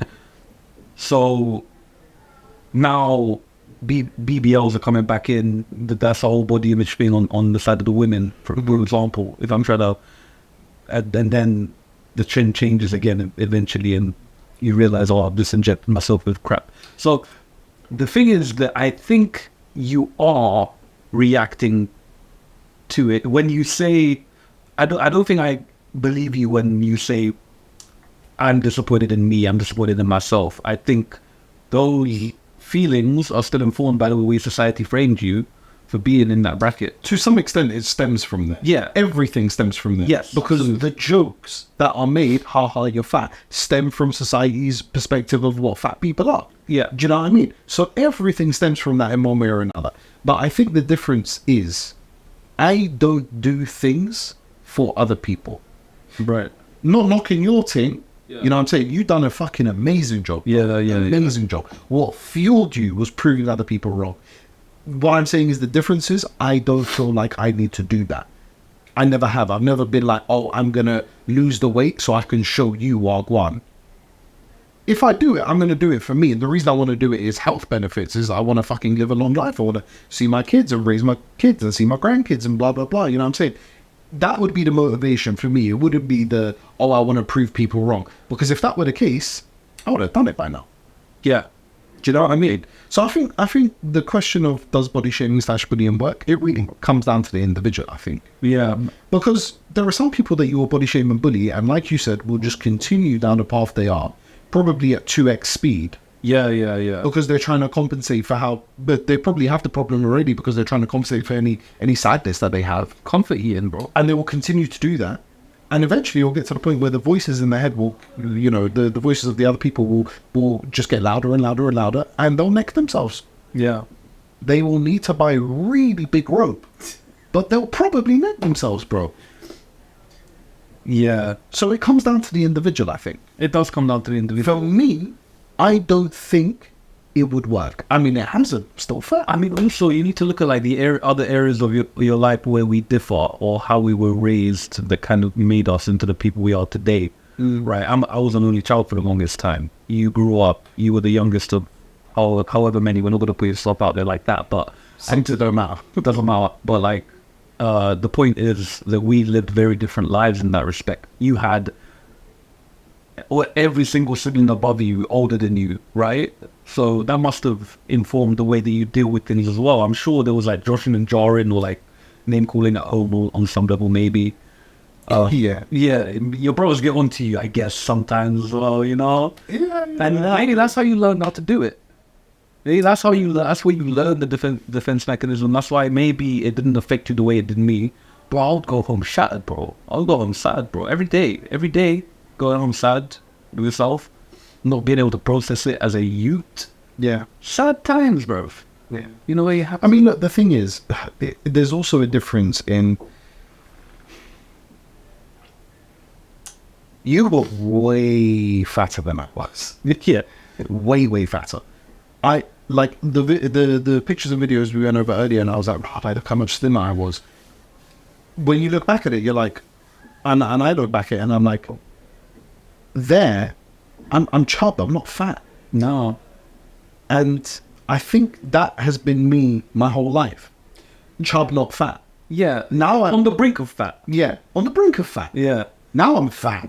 Yeah. Like if I think about if I think of myself at school, I wasn't fat. Like I had cheeks, I had a bit of a belly, but nothing stuck out. Like my belly wasn't sticking out. I didn't have tits that were sticking out. And for my entire life, I've been the person who, like, my weight fluctuates a lot and quite quickly. There's a fucking racket going on outside. Yeah. I don't know what's going on. I don't know if the microphone's picking it up, but it's busy in the thing today. There's a racket going on. There's a calm thing. Just letting you know in case anyone's picking this up.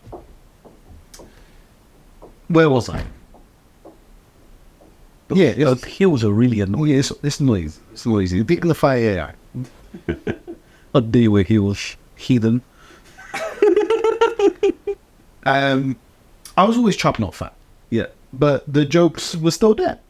But yeah, I don't know, bro. Like I consider myself emotionally mature, and I consider myself very well understanding of myself. I think I always have been. Part of that is having older siblings. My sisters are quite that way inclined, and I learned a lot of things from them and etc. So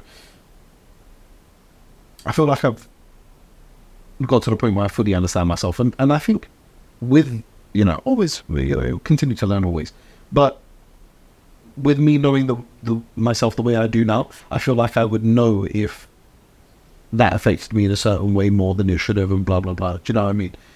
So I don't know. It's a weird one. I feel like for you it was a lot more different because you were a lot larger. Yeah. It kind of magnified the amount that I was self-conscious about it. Yeah. And obviously I didn't, as an only child, I didn't really have anyone to talk to about it. I would just keep it all like hidden. And I didn't want my dad thinking, oh, my son's boyish, he gets bossy, would he that school? Yeah. And I'm sure it did magnify it for you. And it makes sense because you were magnified and you minimized people's ability to see beyond you. Well, I will tell you one thing, bro. Like, I haven't changed. Like, I'm still Fat Mike on the inside. You eat. If people don't know, this guy eats way more than me. Not even there. Not even just on that level. Like, a layer down, I'm still the Fat Mike. Like, Yeah, of course. Yeah. I'll never. That's me. That's who I was. But it's the way. The craziest thing was me relearning how to interface with people when they don't have that immediate image of you. That judging a book by its cover, that moment at the beginning. And now when people engage with me, it's respect.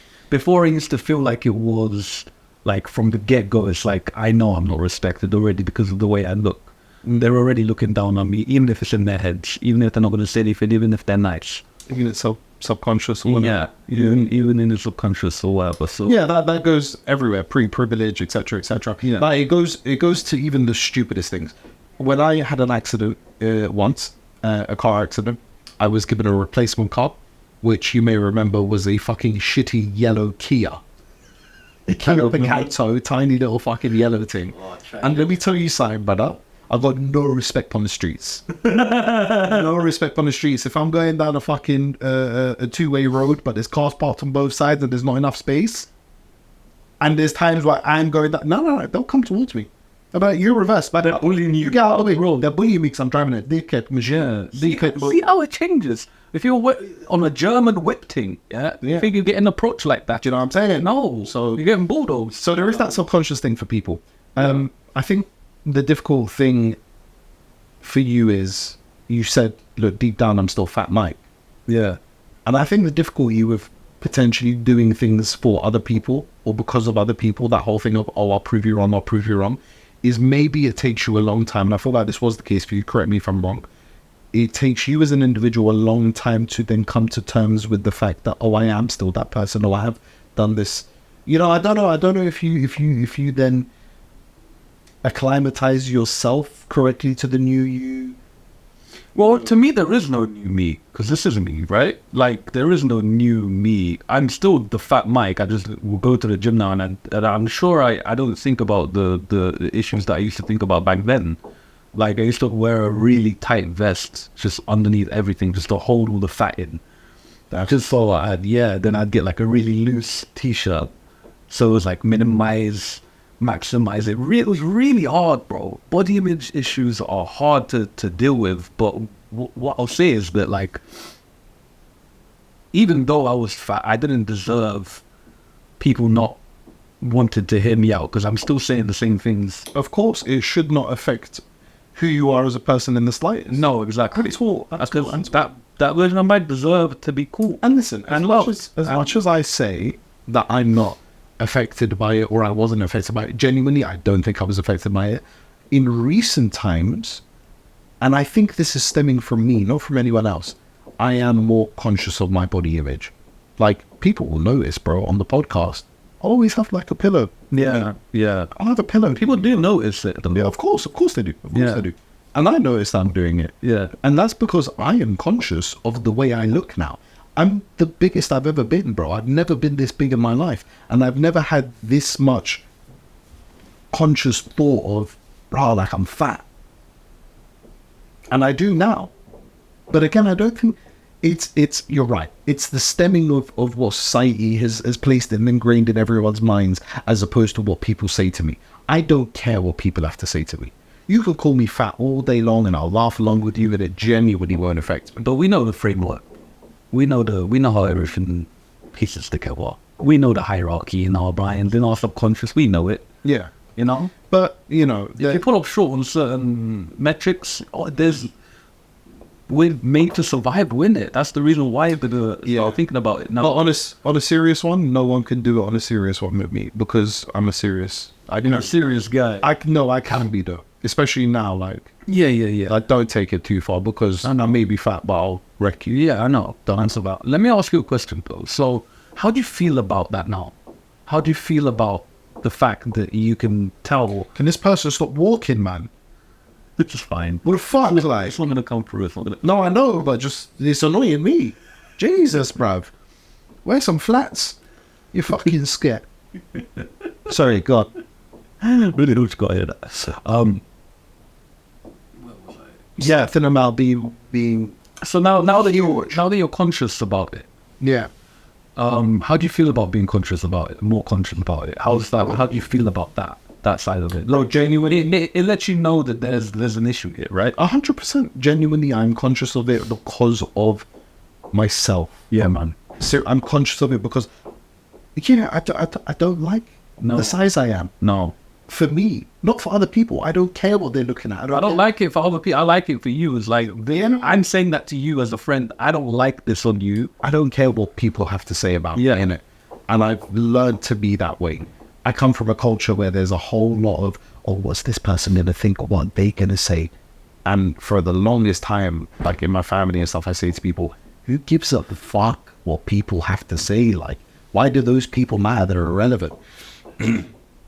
So I don't care what people have to say, but I am conscious of the way I look because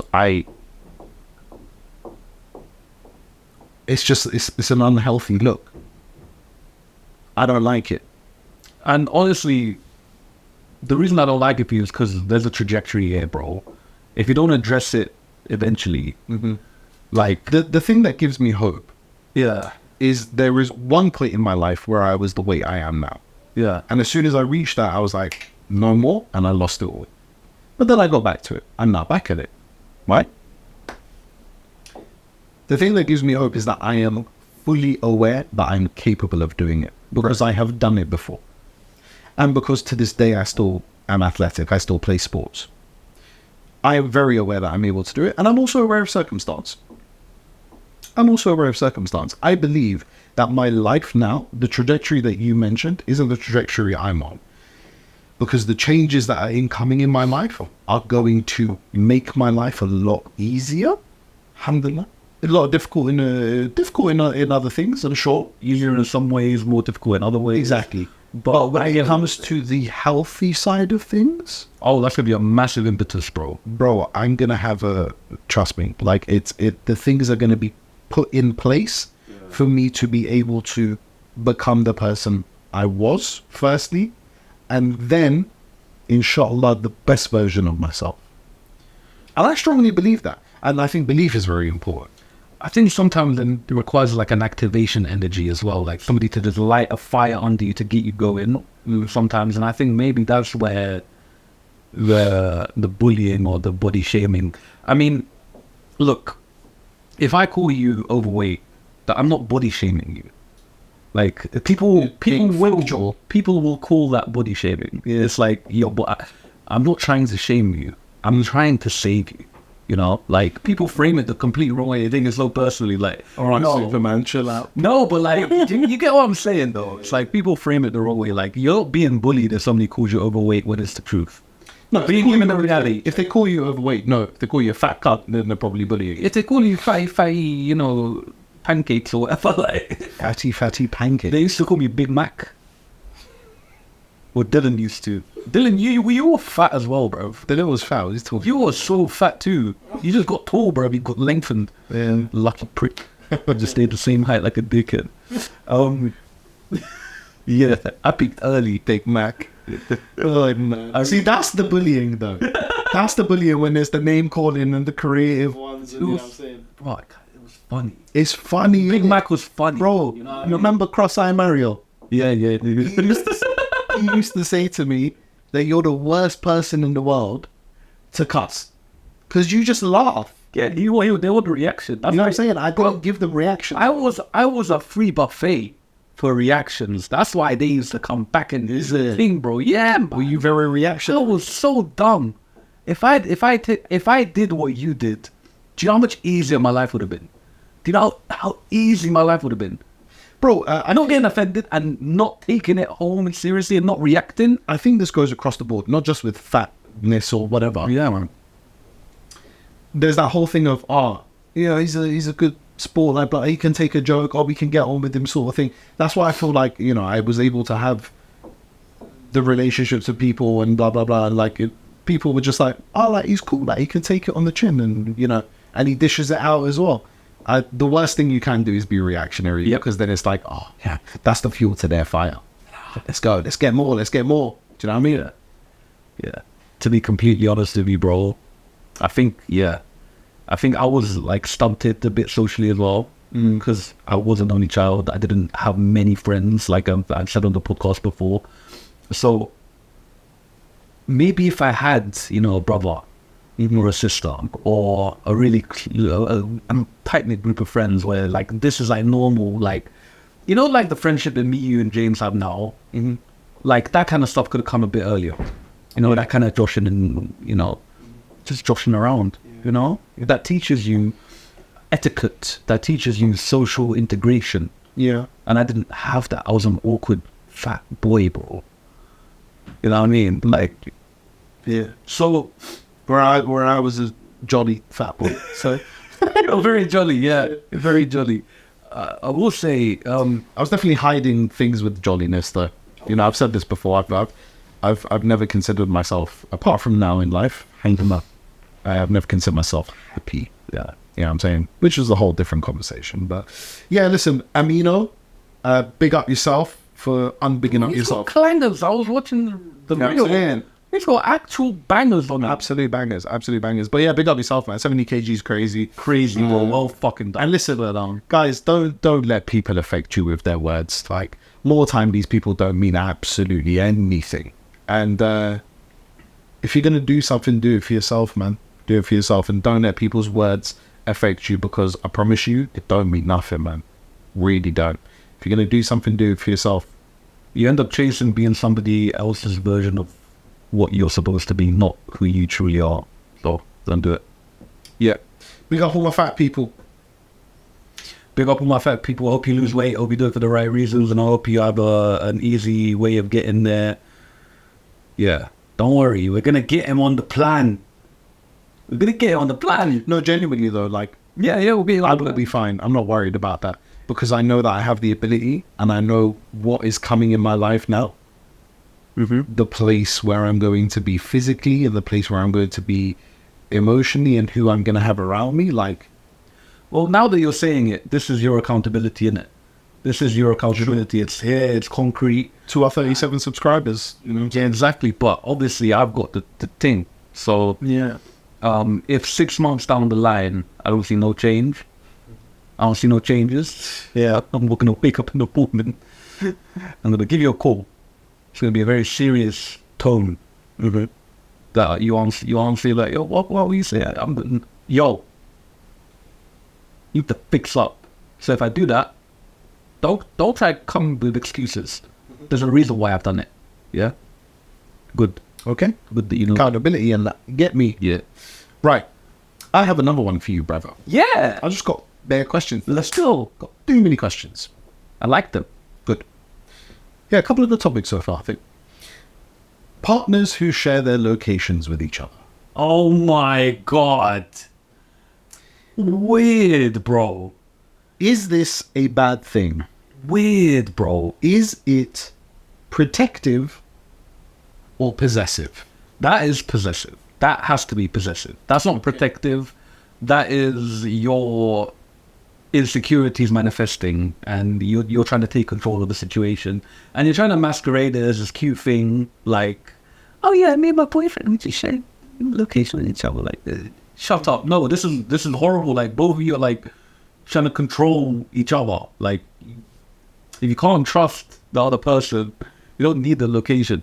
Obviously, what are you going to do if you have their location and they don't reply to you? You don't know whether they're in danger or not. You know? I mean, you could deduce. Yeah. Okay. But like, listen, it's interesting because your response immediately was weird, crazy. I just find it crazy. Okay. For somebody to need to... So let's say your partner.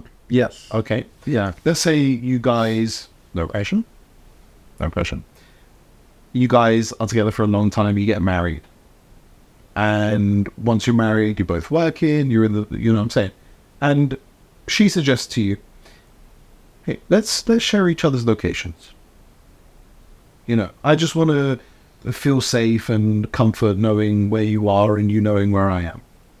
What would you say? What would you do? I would say this is out of the ordinary. You've never let me know. Is there a reason why you feel unsafe?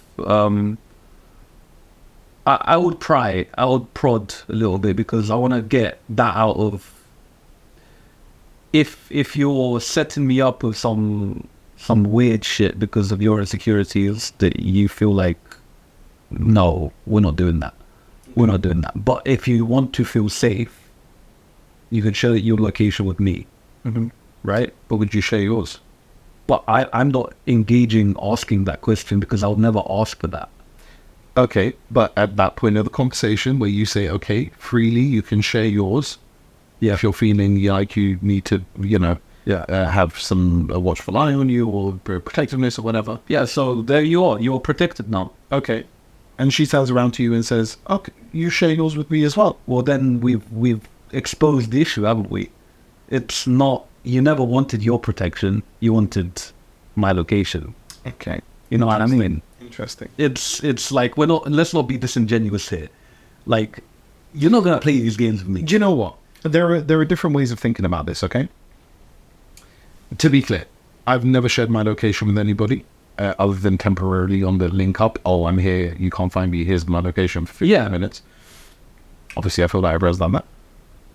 I've never shared my location long term with anybody, nor have I requested anybody to share their location long term with me. I am now married. I don't think that I would actively request to have each other's locations, but I'm also not opposed to the question. The reason I say that is because the whole thing of there are different ways of thinking about this. I think your thought is from a very Western understanding of a relationship. I'm coming at it from, or part of me is coming at it from a very different angle of what I am used to. I don't consider it. It depends. Listen, we got a comment on our last episode from a very good friend of yours who always asks really weird questions. Saying something along the lines of, pick a side, stop always sitting on the fence. Because I think I emphasized a couple of times on a couple of episodes, I always sit on the fence. Like, I can't pick a side. The point... No, he was talking about my my ratio of gay to straight. Oh. Yeah. Oh, that's sitting on the fence. Bro. Yeah, okay. Obviously, it was that considering some of the questions he asked. Yeah. I get it. Anyway, I've mentioned that a couple of times. I sit on the fence a lot, right? I don't really choose one side or the other. It depends who you are, whether it is protectiveness or possessiveness. I, in my nature, am a very protective person. I'm not a possessive person, I believe. But someone else's interpretation of my actions or whatever, no, you know what I mean. Somebody else's interpretation might be, oh, he's possessive, he's not protective. I'll give you an example. Last week on Saturday, my family went shopping for wedding stuff. And it was all females and just my brother, but my brother was kind of like about doing other bits. I went to go see them. Obviously, it's like for my wedding. I wanted to get a couple of things as well. I had like my mum, my mum wasn't there. My auntie was there. Two of my sisters were there. And both of my sister-in-laws were there. And we had some of the kids with us as well. I found that the entire time, I was always looking around. Scanning. Potential threats. Potential things. Combat ready. I've got my sisters, my auntie and my sister-in-laws there, and I've got my nieces and nephews there. And the entire time, because we weren't all walking together, some would go into one shop, some would go into another, I would always make sure that I was walking with whoever was at the back so I can see what's going on in front of me and I can see, there's nothing behind. And there was a period where some of them went into one shop and some of them were sat on benches on the main road waiting for everyone to finish. And I made sure that I was scanning and I kept looking over. That to me is protectiveness. I'm ensuring that no danger is going to come to these people. The sharing locations thing is different. It's not necessarily that because it's not in person or whatever. I wouldn't be opposed to it because I don't have anything to hide. And if my wife, let's say in this instance, she asked for this, she hasn't, but if she were to ask this at any point, and she said, I would just feel more comfort knowing where you are, I'd be like, cool, that's fine with me. I don't mind. You can share yours and I'll feel comfortable knowing that you're at home or at work and you haven't been kidnapped. Fine. It doesn't bother me. I'm not going to be there checking all the time, but if that's what is wanted, then fine. Because the nature of relationships, I think, are very different. When I said you have a Western perspective on it a little bit, there is more that initial thought of, oh, this person's going to cheat. Oh, this person's going to lie to me. Whereas the way that I see it is the relationship is so integrated anyway. Like, you know where each other's are, blah, blah, blah, sort of thing. It's just very different, I think. Did any of that make sense? Yeah, it all made Felt like a lot for time. No, I'm trying to see it from your point of view, right? And I'm trying to pick out the point you're trying to make. I have an issue with it because there's like anecdotal experience on my part as well. Because I know there was a girl I was friends with. We were both friends with once, but Enoch is. Who? Say the name, we'll bleep. Oh, okay. She had location. Okay. Constantly. And they had each other's location constantly. And she would just be like, oh, he's half an hour late. Oh, he's not. He stopped over there. He's not replying to me. It would be like you're getting riled up about it because you have the location. And now you're double checking everything, and it's made you even more paranoid. Yeah. And it's like, for an overthinker, I don't think it's healthy. Well, it could be the fact that she's an overthinker, or it could be the fact that she is aware of some of the things that she has done in her life. Yeah. And what other people are capable of because of some of the things that she's done in her life. What is that? Would you call that? That's projection. Don't do that. You don't do that. It's not. It doesn't come from a healthy place. Yeah. Look, it's I get the protectiveness thing 100%. Whenever I'm in that kind of situation and I'm responsible for children or females, bro, my man hindbrain kicks in. I'm making sure everyone's good, you know. Yeah. Otherwise, what's my role in society, bro? Gone, you know. Mm-hmm. But yeah, no, it's just a bit toxic. I find it. The examples that I've seen aren't exactly the most stable people. And my opinion on this, and the distinction that I made between sort of Western relationships and Eastern relationships, and the difference in you know, my perspective of what it could be like in yours, you know, your anecdotal one, and how you feel about it generally anyway. I sit in neither camp. I will never ask for a location. I will never go to my wife and say, give me your location. I'll give you mine. But if it came up in conversation or the question was asked, I'm not immediately like, what is this? Blah, blah, blah. You know what I'm saying? I'm open to it. I don't mind it. But I think it depends on the people. It depends on the context entirely. Yeah. I have a cousin who is married and they share each other's locations. And they're happy. They're fine. They don't question each other. It's, oh, we both work, we both drive, blah, blah, blah. I want to make sure you're safe. And look, in a scenario like that, God forbid, one or the other, and this goes for anyone, have an accident on the road on the way home. You're not getting a response, nothing. You see the location. Oh, M-way. Oh, they've been there for 30 minutes. Oh, not responding. Clearly no traffic because you respond. I can still see your location. Your phone's on. Something's happened. Something has happened. Yeah. It could be. Yeah, it could. But that could is like it's literally like a 1 in 100,000. One tiny. Yeah, and you are also right in saying that it can then drive paranoia a little bit to be like, oh, running an hour late. Yeah. Hasn't said anything. Where are they? It might trigger like some old demons that you've got and lurking there back in the shadows. It might make them pop up, you know? As with everything, it should be treated case by case. If out there you feel like it could be beneficial to you, do it. If you don't feel like it's beneficial, don't do it.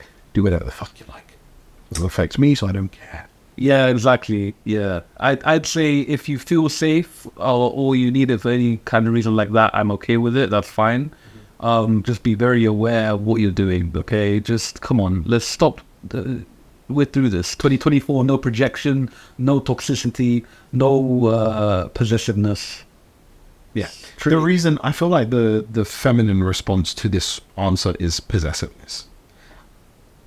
Pardon. Oh, 100%. And I feel like the male response for the most part is protectiveness. I see it just because of who I am and the fact that the way that I think about it, I see it more protective than possessive. But that's just me.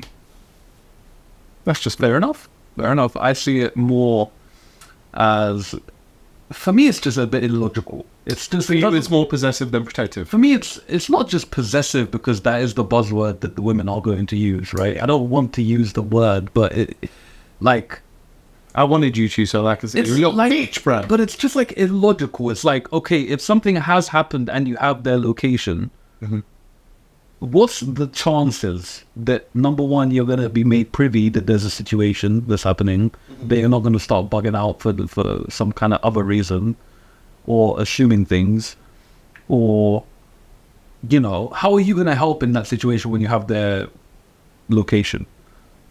Not many ways you can, actually. What if you're 3 hours drive away? Well, what are you going to... Okay, this is the location.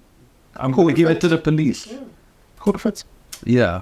In that situation, I can see it. But what are the chances of it actually happening? The reason... When you look at the chances, then you start to realize why I'm calling it illogical. It's like really low chance for something on the off chance that it might happen. Having such a big... thing in play. Listen, sure, but then phrases like better safe than sorry exist.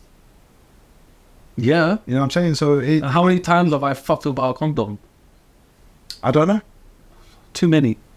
But listen, you could be riddled with STDs. It could be. Yeah. Could be. Thankfully, recently checked in that. But All safe? all safe. But you get my point, though. We play with fire anyway. Sure. The reason I wanted to ask this question is because there was a conversation that was had about it. It actually happened a while ago, and I think I may have heard it on another podcast. It happened so long ago that I can't remember. As you'll be aware, these are things that I kind of built up, saying I was going to ask this, and then the episodes went in different directions. So I can't remember where it came from. I think it might have been from another podcast, but I found it quite an interesting conversation. And that's that. And that is that. I completely respect your point of view on it. And my nature is to be protective. If I had my partner's location, if I had my wife's location, I wouldn't be checking up on that. It would be a just in case sort of thing. And that's the name of my child, so I'm fine with that. That's what I'm like. you're Stephen Keys. I'm a very protective person, not just over, but friends as well. I'd be very protective over you. I'd be very protective over James and Tarek and all my friends. And it's just how I am. Yeah. I'm a protective kind of person. Yeah. I think all men are, to a certain extent. Well, I hope so anyway. Well, you got some bitches. Yeah. Yeah. Do you know what I saw this morning? I saw a reel of really fucking angered me. You'd probably be like, oh, angered. Why does it anger you? There is a man.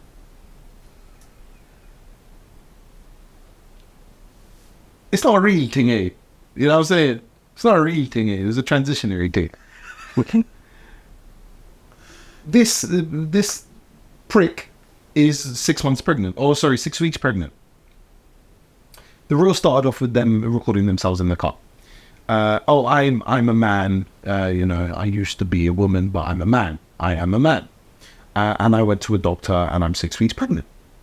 And I was like, how's that possible? I'm a man. I can't be pregnant. So I'm going to a second doctor for a second opinion. This thing then records in the second doctor's office the conversation between themselves, the doctor, and the nurse next to the doctor.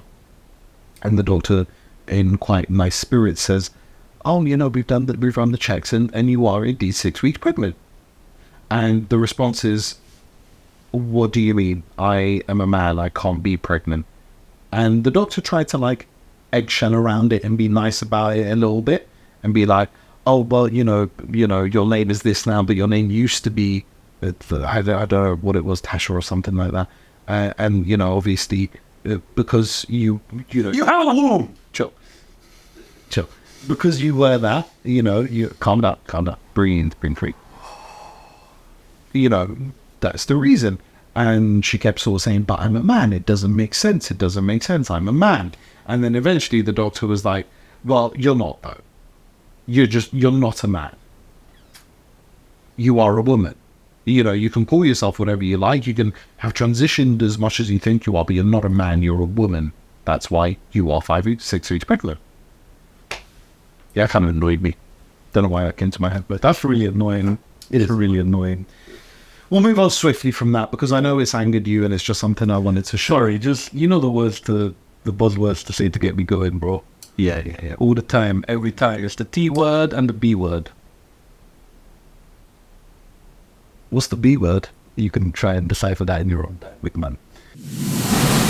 We've actually got quite a few. Do you know what? We'll get round to that one. And I'll ask them in the order that I've put them here. Is that okay with you? Absolutely. Right. So the first one is not a question. It's a statement.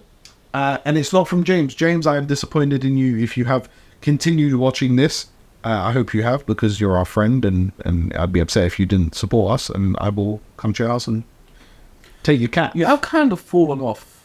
Where's the statements, boss? Yeah, where's the statements? Where's the statements? Anyway, this is from the person who last week, if you are a repeat listener, will be aware, we were asked, would you bang a bear or bear a bang? And this person has gotten back in touch saying, no, I meant bangers in punch. You lot are sick. Vindication! R.I.P. Captain Holt.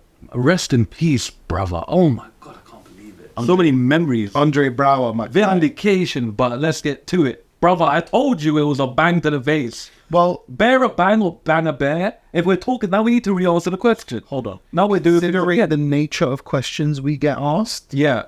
I can see why. I thought that you know. No, but you were adamant that it was one certain way. And thank you so much for the vindication, big man. Real talk. Vindication. Right, so Yeah. with the context in place, would you bang a bear? I'd rather bear a bang. I'd rather bear a bang than bang in a bear. Do you bear that bang from the bear, though? Yes. So it's you, it's a bear. He gets one shot. Would you rather punch the bear or have the bear punch you? Is that the question? I'm bearing a bang. Not bangs. I'm bearing a bang. So you'd rather get banged one time from a bear rather than bang the bear one time? Yeah, because Why? Why would you get punched? Because I know what's going to come after I've banged the bear in. I am getting bangs. I might even get fucking, what's that film with Leonardo DiCaprio gets raped by a bear? You know? Listen, I think it's a dumb question. I think he meant exactly what I said last week. But to humour the sick, twisted gentleman, I will answer it. Well, he's saying you're causing the conspiracy right now because he meant it in the least sexualized way possible. I'll punch a bear. You'd punch a bear. I'll punch a bear. But then you're left. The situation is, this is the environment you're in. You're right there with the bear. Yeah. Next to it. You have just punched it. Bro, where are you going? Where am I? What are you doing? It's a simple answer, bro. Punch the fucking bear in the face. Square in the face. As soon as if it attempts to try to come back at me, I'm going to start running towards the right. But I've dropped my shoulder and I'm off to the left. So you're going to twist up the bear? I'm dropping my shoulder, cuz. Dropping my shoulder. Low center of gravity. You got that, yeah? You got that, yeah? Come on, bro. Brother, I watched you bend over today to pick a coffee cup. I have sciatica and I couldn't stand over today, okay? That doesn't mean that I can't drop a shoulder. Sometimes maybe good, sometimes maybe shit. Personally, I think bear and a bang, and doesn't necessarily have to be from the bear. I'll just bear a random bang from somebody, and plus I don't want animal cruelty in that. Yeah, you know? fine. Can I punch you in the face?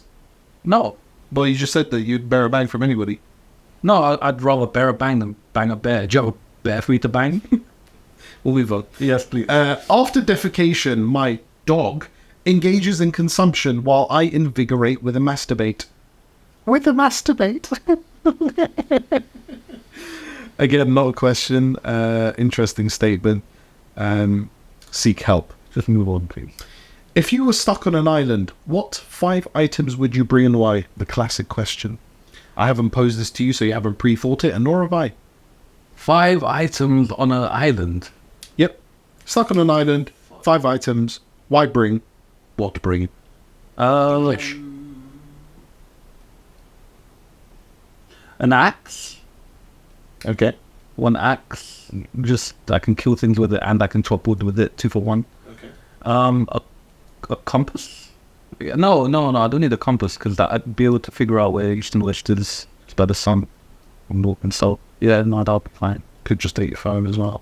Could take the phone as well, but how am I going to charge it? It's really useless thing. Take a charge. Solar panels. Solar panel charger. Yeah, very good, very Here good. we go. And then my phone. Yeah. So I got my solar panel charger, my phone, my axe. Yeah, that's 3 items. 2 more. Something just to spend time doing. Like, I don't know, like I'll bring a guitar or something. Okay. Like a fidget spinner. Okay.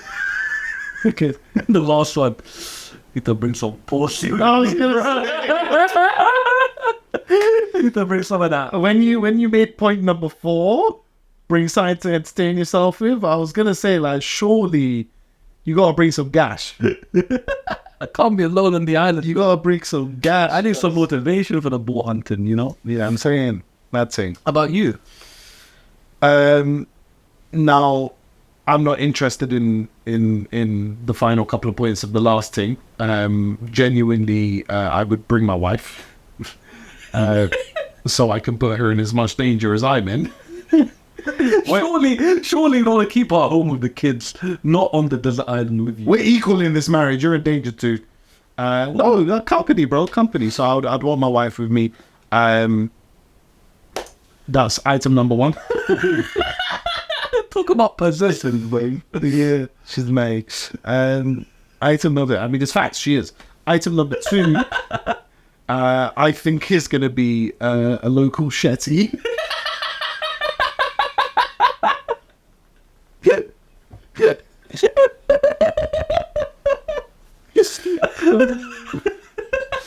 Unless The local Chete was mad. yeah, but I would love like that as well. I'm gonna bring a Chete. I'm gonna bring a machete because I feel like it is a bit more multi-use Then the axe. than the axe. The axe is full-on destruction. Yeah. The Chete might not be able to get through the entire bark of an old tree, but I'll be able to get through the younger ones. A young tree, branches and them thing there, but also the coconut. If you try axe a coconut gone. No, you can axe a coconut. Coconut gone. I don't think you... It's decimated coconut. desiccated coconut. That's a thing, though. Yeah, but that's not what you want. No. You don't want sprinkles in that. No. You want to Chete it in the middle, cleanly. The jewels and the bits and... I don't think you know how sharp my axe is. Listen, It's a proper Japanese axe. don't come for my Chete, bro. So, No, I'm trying to claim there's more multi-purpose. Why an axe? wife is number 1. Yeah. Chete number 2. Yes. Number 2 might be used on number 1 if she gets out of line. I love you. I never do that. Item number 3. Gotta be the mobile telephonics. So surely you need the solar panel charger. Number 4, solar panel charger. Number 5, bringing a Quran with me because I need to pray. Need to pray, bro. Might be the end of days, cause Bro, we need to find a way to make a fire out there by ourselves. I got the Chete. Man, we'll bring the thing, couple rocks and that. It'll be fine. Correct, the idiot. So now I wonder. It'll be okay. I wonder. We'll move on to the next question. What, if any, is the biggest misconception people who don't know you that well have about you? That I'm aggressive. Okay. I am kind of aggressive in certain situations. No, people, apparently I used to look scary when I walked around campus at uni. I got told by certain people after we had left and built some relationships up, why they felt comfortable with me after that point. Okay. That they would, why they didn't introduce themselves to me or whatnot, or if you were talking to a girl back then and then they come out of nowhere, they're like, oh yeah, I had a crush on you. I was like, I didn't know. It's like, yeah, you were always really scary. I was waiting for you to talk to me. I was like, bro, So you had resting bastard face. I don't know, but I think whenever, you know me well, but whenever somebody sees like a built guy, they act a bit different, you know? They feel like, this is what I was talking about earlier with that body image thing. It's like, now I garner respect when people meet me immediately, and they kind of, you know, they find me a certain way. They don't push the, yeah. But do they not just look down at the chicken legs and then be like, oh, just go for the legs? We've had nice mature conversations. We about have body image, and then I just go for your tiny calves. I don't think that's necessary. I'm sorry, bro. It's not necessary. Calves better than they used to be. They are. Slowly they'll get better. I'm joking. You'll see. I'm activating. Activation, then I'm activating. You angry? Yeah. So yeah, what was the question? And I'm saying, what if any is the biggest misconception people who don't? Yeah, I think that's the one. Me being maybe like mean or aggressive, or just like, I'm a clown. Like, you need to get past the resting bastard face, and you get there. How about you? I don't know. Probably because of you and this podcast, that I have a big ego. That might be it. I don't think I'm the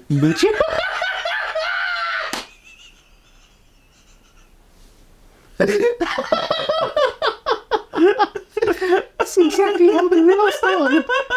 It's exactly how the real started. You're setting me up, or it's so you hear me with a Tony Cruz today. The boy that chill out. My bosses are nuts. Listen, I can see why people may think it. I don't know. Genuinely, I don't think I'm egotistical. But maybe the way I talk about things sometimes come across that way. Yeah. Maybe people have that misconception about me, but I honestly don't think I am. I may be wrong. No, but I'm not. I don't think I am. But maybe that comes across in that way. Other than that, I don't know if people have that much interest in me to have the misconceptions. So yeah, there we are. Oh, biggest misconception that I'm gonna blow up your bus or something. I'm saying like the whole like chill out, bro. You know what I'm saying? Oh, do you know what? On a serious, non-jokey note, from my younger days, literally that. Like, I've been called a terrorist from, a very young age. But that opens up a whole different can of worms and a very much bigger conversation, which we'll leave. But, yeah, man, I ain't got ego. You know what I'm saying? I'm just the best at everything. What's your happiest childhood memory? Oof. Do I draw for the RuneScape and Sponge Cake? Do I draw for the... What do I draw for? No, I will tell you what. It was. It was me playing Guild Wars on my own. This is an MMORPG from back in the day. It's like... Yeah, and I would just stay up all day and all night just playing. This was during summer holidays 1 month. Just out there. Sleeping at stupid o'clock, wake up at stupid o'clock, getting a lot done. It's a pretty good childhood memory for me. Just gaming a lot. Gaming a lot with friends was like huge for me back in the day. That's all I had. Loved it.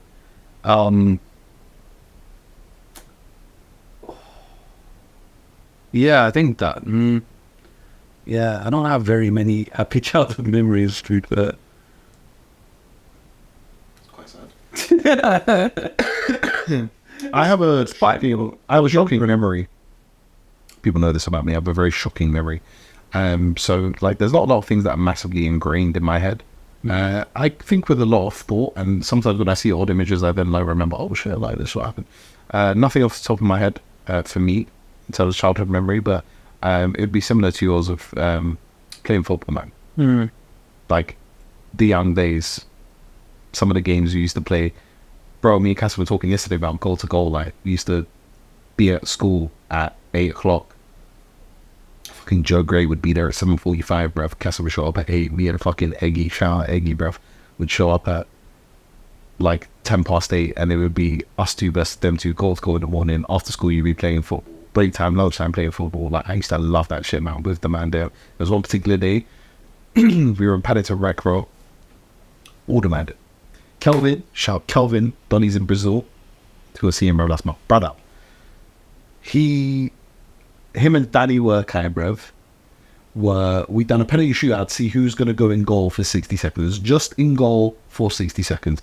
We spent, I don't think I'm exaggerating, hours trying to do it. We started off with like crossbar challenge, so you do it. Eventually came to a penalty shootout. Kelvin and Danny, sudden death, and they just went for ages. Both kept scoring, and we just, by the time the lights were out and we were told to leave the park, we hadn't even decided on the goalkeeper. It was ridiculous. But those were just amazing times, man. I used to love that shit. Yeah. I think it's also, when you look back, that his nostalgia also comes from being so carefree at the time. Yeah, definitely. But, you know, I don't have many to pluck from. You know, most of the other times I was in the basement. Yeah. We'll get out to that one next week. Yeah. Any more questions? My torturous childhood. As kids, joke, by the way. Don't milk it. As kids, what did you want to be when you grew up? An astronaut. Really? Yeah. Did you actually? Yeah. I never believe that. Look up at the night sky, and I used to really want to be an astronaut. It was like, yeah. That's interesting. I never knew that. Mm-hmm. I never knew that. You know, my oldest brother wanted to be a pilot. And after 9/11, my dad was like, nah, no chance, leave it at. And he changed his trajectory. Being a pilot must be so sick. Yeah. If you think about it. Yeah, wavy. How about you? What did you want to be when you were younger? What did I want to be when I was younger? You never thought about it, did you? No, I was just focusing on your question. It was worded awkwardly. I don't know. I think the only thing that I ever thought, I would love to do this, is to be an actor. Yeah, I wanted to act. So you followed your dream? Next question. Shut your mouth. Okay, I will murder you without any hesitation or mercy. I'll get the rat in the bucket, cuz. Okay. Your face is really annoying me right now. That smile is angering me beyond belief. It's cheeky, it is. It's very annoying. Kid. Yeah, I think acting. I think quite early. No, do you know what? It wasn't really early. Like, I would say this was sort of like teenage years, but prior to that, I don't think, again, shocking memory, I don't remember if in my childhood I was like, oh my God, I want to be this, that, or the other. I know that I was very, very into cars when I was young. Like, my brother told me that I used to walk down the street, like, as a literal very young child and just point out the make and model of every single car. Like, apparently I was very, very into cars. When I used to get taken to the park, I'd run to the fence and just watch cars drive by rather than play in the park. You know what's mad? You just unlocked a memory for me of me being in Bulgaria, visiting like a cousin or something who was like 2 years old at the time, 3. And he would walk down the road naming every single car, and I would be like, how the hell does this kid know all of these cars? Mad. That's crazy. My brother taught me them, so Yeah. that's how I knew them. But I was very interested in cars. Like, in the park, I wouldn't play in the park. I'd go to the edge and watch the cars go by on the road. You know, the little park like where I live. Yeah. Go to the edge and watch fucking cars go by, which is very weird. But yeah, in my teen years, it was definitely like acting. I came to see that creativity and expressing yourself in that way was like amazing to me. So it was that. Yeah. So you wanted to be an actor? I think so. Fuck. I think so. Well, I'm not an astronaut and you're not an actor, so... No. We're both just jokemen on a podcast now. Here to make you laugh. Yay. And we're doing a poor job at it. Right. What is your guilty pleasure? My guilty pleasure.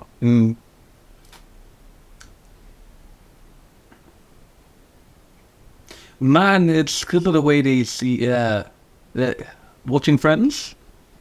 That would be one. That's a guilty pleasure. Guilty. Well, I was starting to feel guilty about it now. What? When I watch reruns of Friends. They're so old and I've seen it 1,000 times over. It's so good and so comforting. They're so comforting, right? Yeah, that's why it's a guilty pleasure. For me anyway. So, Okay. I guess listening to Blink, it's a guilty pleasure because everyone thinks they're so fucking, childish and gay. If the shoe fits. Yeah, childish and gay. No. So, Untitled. This week we'll have just you on the thumbnail doing that. Childish and gay.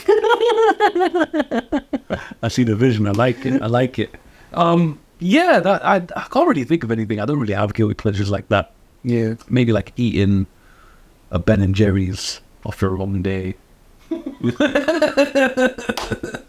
Sit down at the Eating a Ben and Jerry's after a long day. Open some more. You just want to put your feet up, crack open a Ben and Jerry's, and go to town on the dairy. What do you do, bro? Mental. And this is after a mad big meal, like something very. Yeah, listen, respectfully, you're a fat cunt, man. You know this. You eat like a machine. I told you, bro. It's just disrespectful that I'm the way I am because I don't eat that The much. only thing that separates me and you is I go to the gym, literally. Bro, I'm. Yeah, okay. I go football. Like I'm a lot more athletic than you are. Yes, but in terms of like, Output and stuff. yeah, like that's the only difference, really. So if you did the football and you just worked out like 2 or 3 times a week, I think you'd be good. You wouldn't have to adjust that much. soon come. Soon come, done, no. We'll move on to the next question because I can't be asked to think about my guilty pleasures. I don't have any. I'm guilt-free of all of my pleasures. What is your go-to snack? Why and how long has it been your go-to? Beef jerky. Oh yeah, you're weird, man. You're weird. Fucking, what's it? Biltong. The Biltong. Okay. There is no Biltong company. Yo, sponsor us, please. I need more of that Biltong. I'll take it and I'll change my tune about it, but I can't be bored. They're horrible. They're amazing. What's wrong with you? I don't know, man. I don't Bro, beef jerky. Come on. I'm more of a chicken biryani kind of guy. No, but a snack. As a snack. I don't know. I find it weird and chewy and yeah. Weird. Crazy. I really like it as a mode of transportation of beef. But yeah, into my stomach. So yeah. You.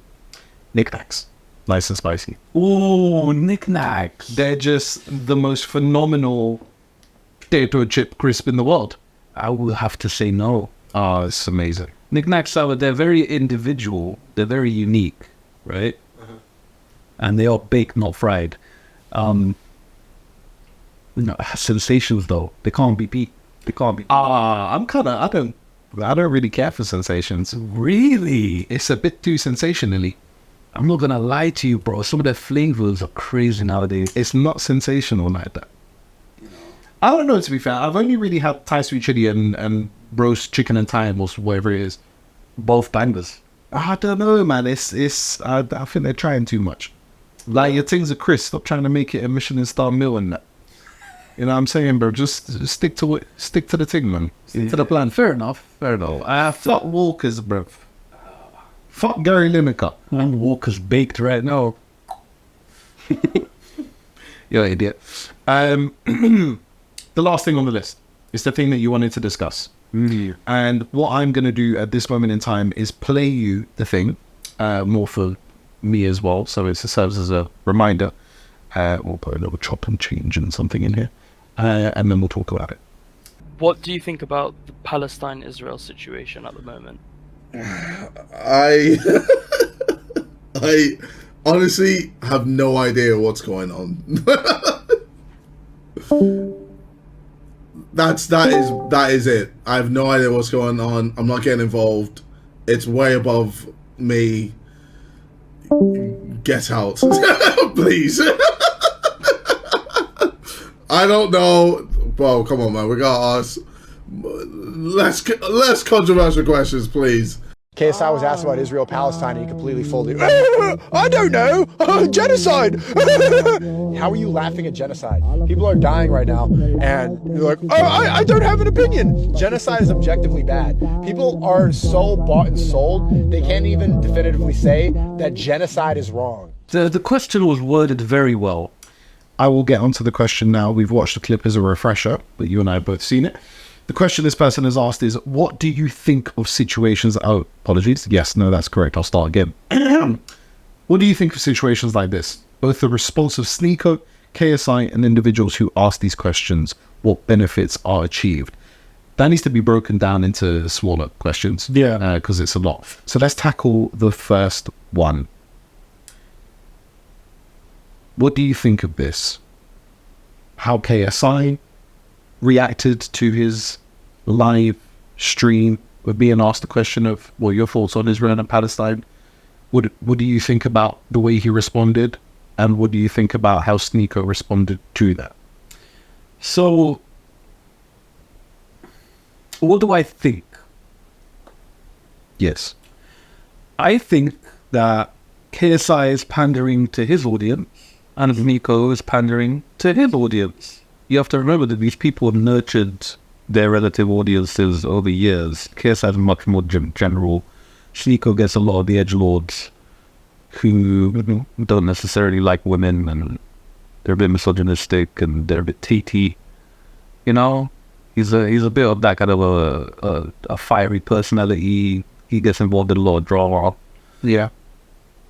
So I'm not looking at what Sneeko says or what he stands for, or what KSI said or what he stands for, because personally, like, your own agendas behind why number one, the person asking KSI his opinion on Palestine, Israel. Okay, let's move on to the second part of the question, because you're about to say it anyway. What are your thoughts on people who ask these kind of questions? What benefits are achieved? So the people that are asking him this question, they're looking for their response, right?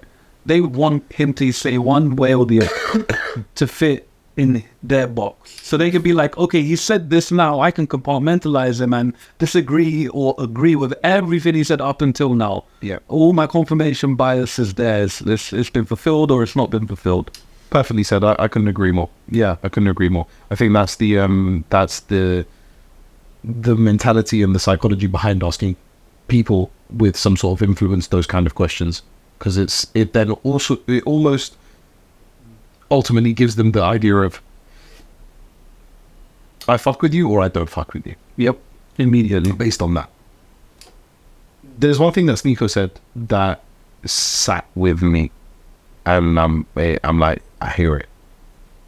People are bought and sold so easily. He then went on to say that they can't even come out and say genocide is bad. The second part I'm going to leave out because you and I know Wakwa. We know what we call it. We know what we believe in it. But there are different schools of thought in this whole situation, in this whole Israel-Palestine thing, where some people are calling it a genocide, some people aren't. Some people are saying it's free Palestine, some people are saying free Israel from war. So I'm going to leave that part out, but the people can be bought and sold so easily thing, I hear that so hard. Because it's the whole thing of you have to tread on eggshells with your... And what JJ was doing, what KSI was doing was very clearly eggshells. Very clearly, I don't want to say something wrong here that's going to get me cancelled. He already had that scandal with Sidemen releasing of a countdown video where he spelled out the word Paki. Mm-hmm. Because the letters comprise that, and they all thought, oh, it's funny, it's okay, it's fine. The video came out, it got clipped up, it went everywhere, and they had to take the video down. Sidemen had to take the video down. So that scandal was quite recent. I think that taught him a lot because of the response, this classic response that people have now. He visited a mosque and spoke to some Pakistani people, and, oh, I understand I was wrong, and very apologetic. And that whole thing of potentially saying something wrong, potentially being cancelled, and being so cards close to the chest with how you feel about big things, in relation to Sneeko saying people can be bought and sold so easily. I kind of hear that. I mean, I kind of hear that. People don't have the bollocks to say what they truly believe because they're worried about their position they're in. I'm not knocking JJ for that. Cool, innit? But that's what you want to do. the thing is that they are both protecting their best serving self-interest with their actions. Yeah, Now, because Sneeko is that way inclined and has that kind of... and because he knows that he's pandering to his audience if he calls out KSI on it. Yeah. He knows that he's going to get a resonating, yeah, you told him, didn't you, Sneeko? Which I'm sure, because I'm in your camp, Sneeko, I agree with you. But I'm not going to have an opinion on JJ just because he took the easy way out for it. Like, what if he isn't educated on it? What if he doesn't feel like he should be able to talk on it? Like, Yeah. what other things are going on in his life, like, for you to put that kind of a responsibility on an influencer? Like, what does it even matter what they believe? Like, I mean, they're an influencer, they're influencing shit, aren't they? So, probably better that you don't have an opinion on it. Say the I guess so. Yeah. The not in relation to KSI, but the point of people can be bought and sold so easily from Sneeko, I think, is quite important. And I don't know, you and I are people who are not afraid to share our opinions on things. I replied to a story of somebody that I went to university with who is very pro-Palestine. And she found out that some of the accounts that she was taking care of in her job were Israeli and funded Israel. And because she's pro-Palestinian, went to her boss and said, I don't want to work with these accounts anymore. Can you please pass them over to a different account manager? Started up this whole thing yesterday. She posted saying, I was given two options, quit or get fired. And she quit. And I responded to that saying, massive respect. Don't ever, ever, ever, ever let go of your morals and what you believe to be true. Never, ever, ever do that. Don't pander to people. If you believe in your morals, stick with your morals. So that whole thing that Sneeko said, I kind of agree, and you and I are that way inclined where right now, listen, it may change. You know, we may blow up and we may have sponsorships and we have to just be a little bit cards closer to the chest and a little bit lighter with how we address certain things. Maybe a little more subliminal in our messaging. Potentially, Yeah. but people know what we're like. We know what we're like. We know what we believe. We're not gonna sell ourselves where we go and say, no, I don't believe that Israel is bad. No fucking gonna say that, are we? You know what I'm saying? But we may not go all the way the other way. We never know. We never know what's gonna happen. So that point of Sneeko I heard quite well, but I completely agree with what you said about JJ. I don't think it's necessary to then go and, You know, it's a gotcha. You know, they're trying to get him. Yeah. You know, it's like, all right. and also, How are you meant to react in that situation, which is positive? yeah, If you answer one way, the way you truly believe, the other side is going to come at you. If you answer the way you don't believe, the other side is going to come for you anyway. And if you say, oh, I don't know, it's not win either. yeah, it's kind of a lose-lose situation. All around, yeah. So putting that kind of responsibility, that burden, that pressure on somebody about asking them that kind of question when they are literally just an entertainer on the internet, you chill. Don't relax. What look into these people as virtuous kind of like, Respectfully, what is you don't this profit. situation They're not matter? profits. Like, what do they matter? They don't matter. On this situation, what does No. it really matter? You don't. It doesn't. It doesn't matter. Yeah. Same thing I'll say to Andrew Tate, bro. Like, your opinion on this doesn't matter. Yeah. Anyone who isn't like a politician or No, to be fair, their opinions do matter. they matter, but like, you know, But not in the sense that it. Yeah, no, it's a weird one. if you're a professor of international relations at a university, I want to hear your opinion on this. Like, you know, No, my point is, I think everyone is allowed to have their opinion and express it, and their opinions do matter. But particularly if they're in the same camp that mine are. Pardon me. we're going to the same camp later this year as well. So We are. Okay. And and it's going to be my third time. And I'm almost ready with the Flying colours past everything so far, by the way. Summer camp. Ah, you fucked him, man. What was I saying? You fucked it. Sorry, I was going to say something. So people are allowed to have opinions. Yes. So they're okay to have their opinions, and I think their opinions should be listened to, especially if they are in the same sort of thing that I'm thinking of, because that is, in my way, just, it's not opinion, it's just the truth, and it's how it should be. Simple as.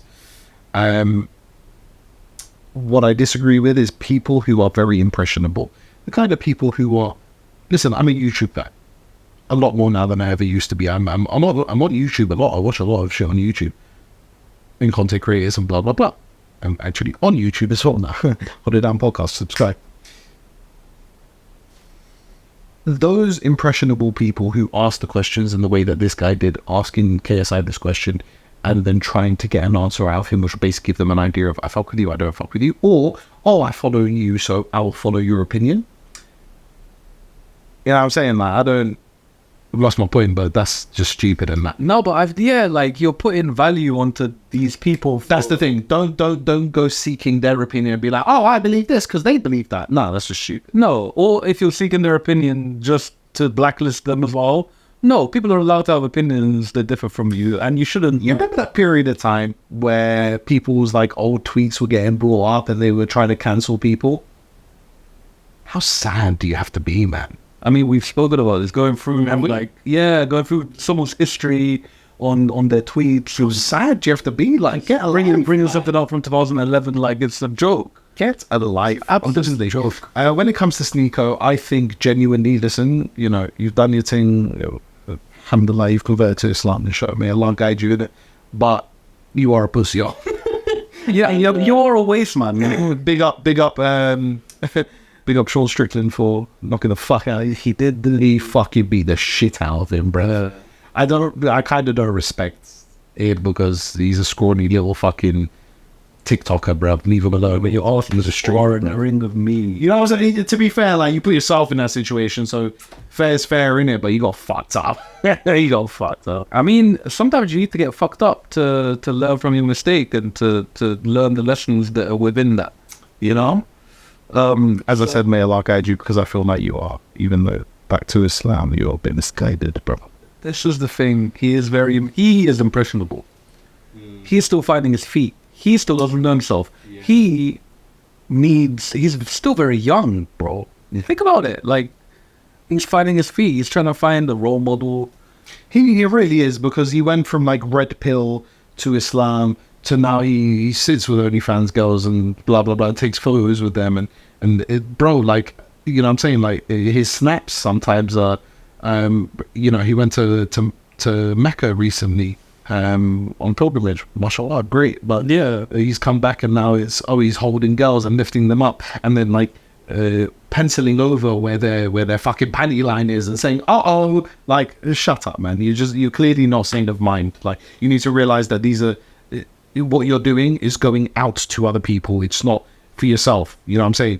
Whatever you do should be between you and God. But if you're promoting God and you're promoting religion, but then doing the other thing, like, just sort yourself out. Like, figure out where you are here before you find your tone. There's a tone that you need to kind of reach, and you're gonna realize it. Like, you're trying to cater to a certain audience, right? Just be you, I think, is the important thing. Learn who you are and be you, because it seems to me like he's pandering to other people.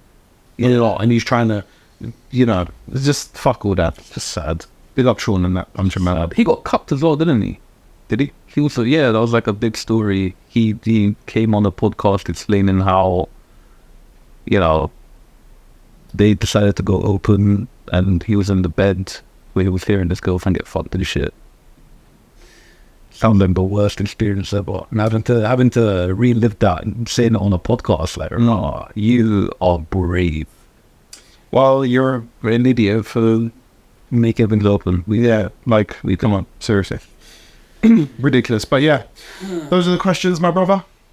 We've got through quite a lot today. It's very question-based, very opinion-based, very back and forth.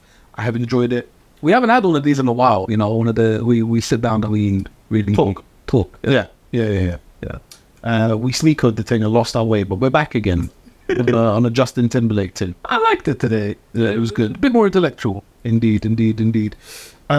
Episode 12. Thank you very much for joining us, people. And we're over the hill. We are over the hill. And we love doing this every week, man. And we're happy to be back again.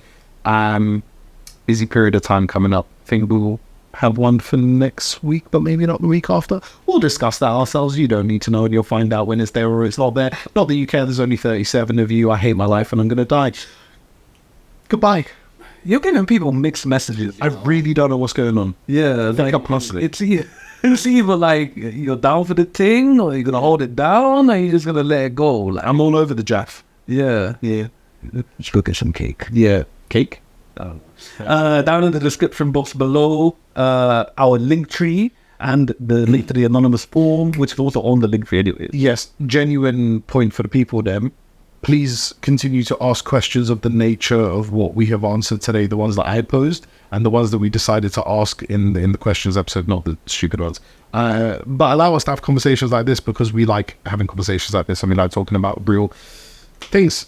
Thanks a lot for joining us. We'll see you again next week. It's called episode 12. Love you all. In a bit. Safe and that. All and that. Nothing cut right there. Bro, let's get some aubergine, fam. Listen, I've been thinking about some Hodges.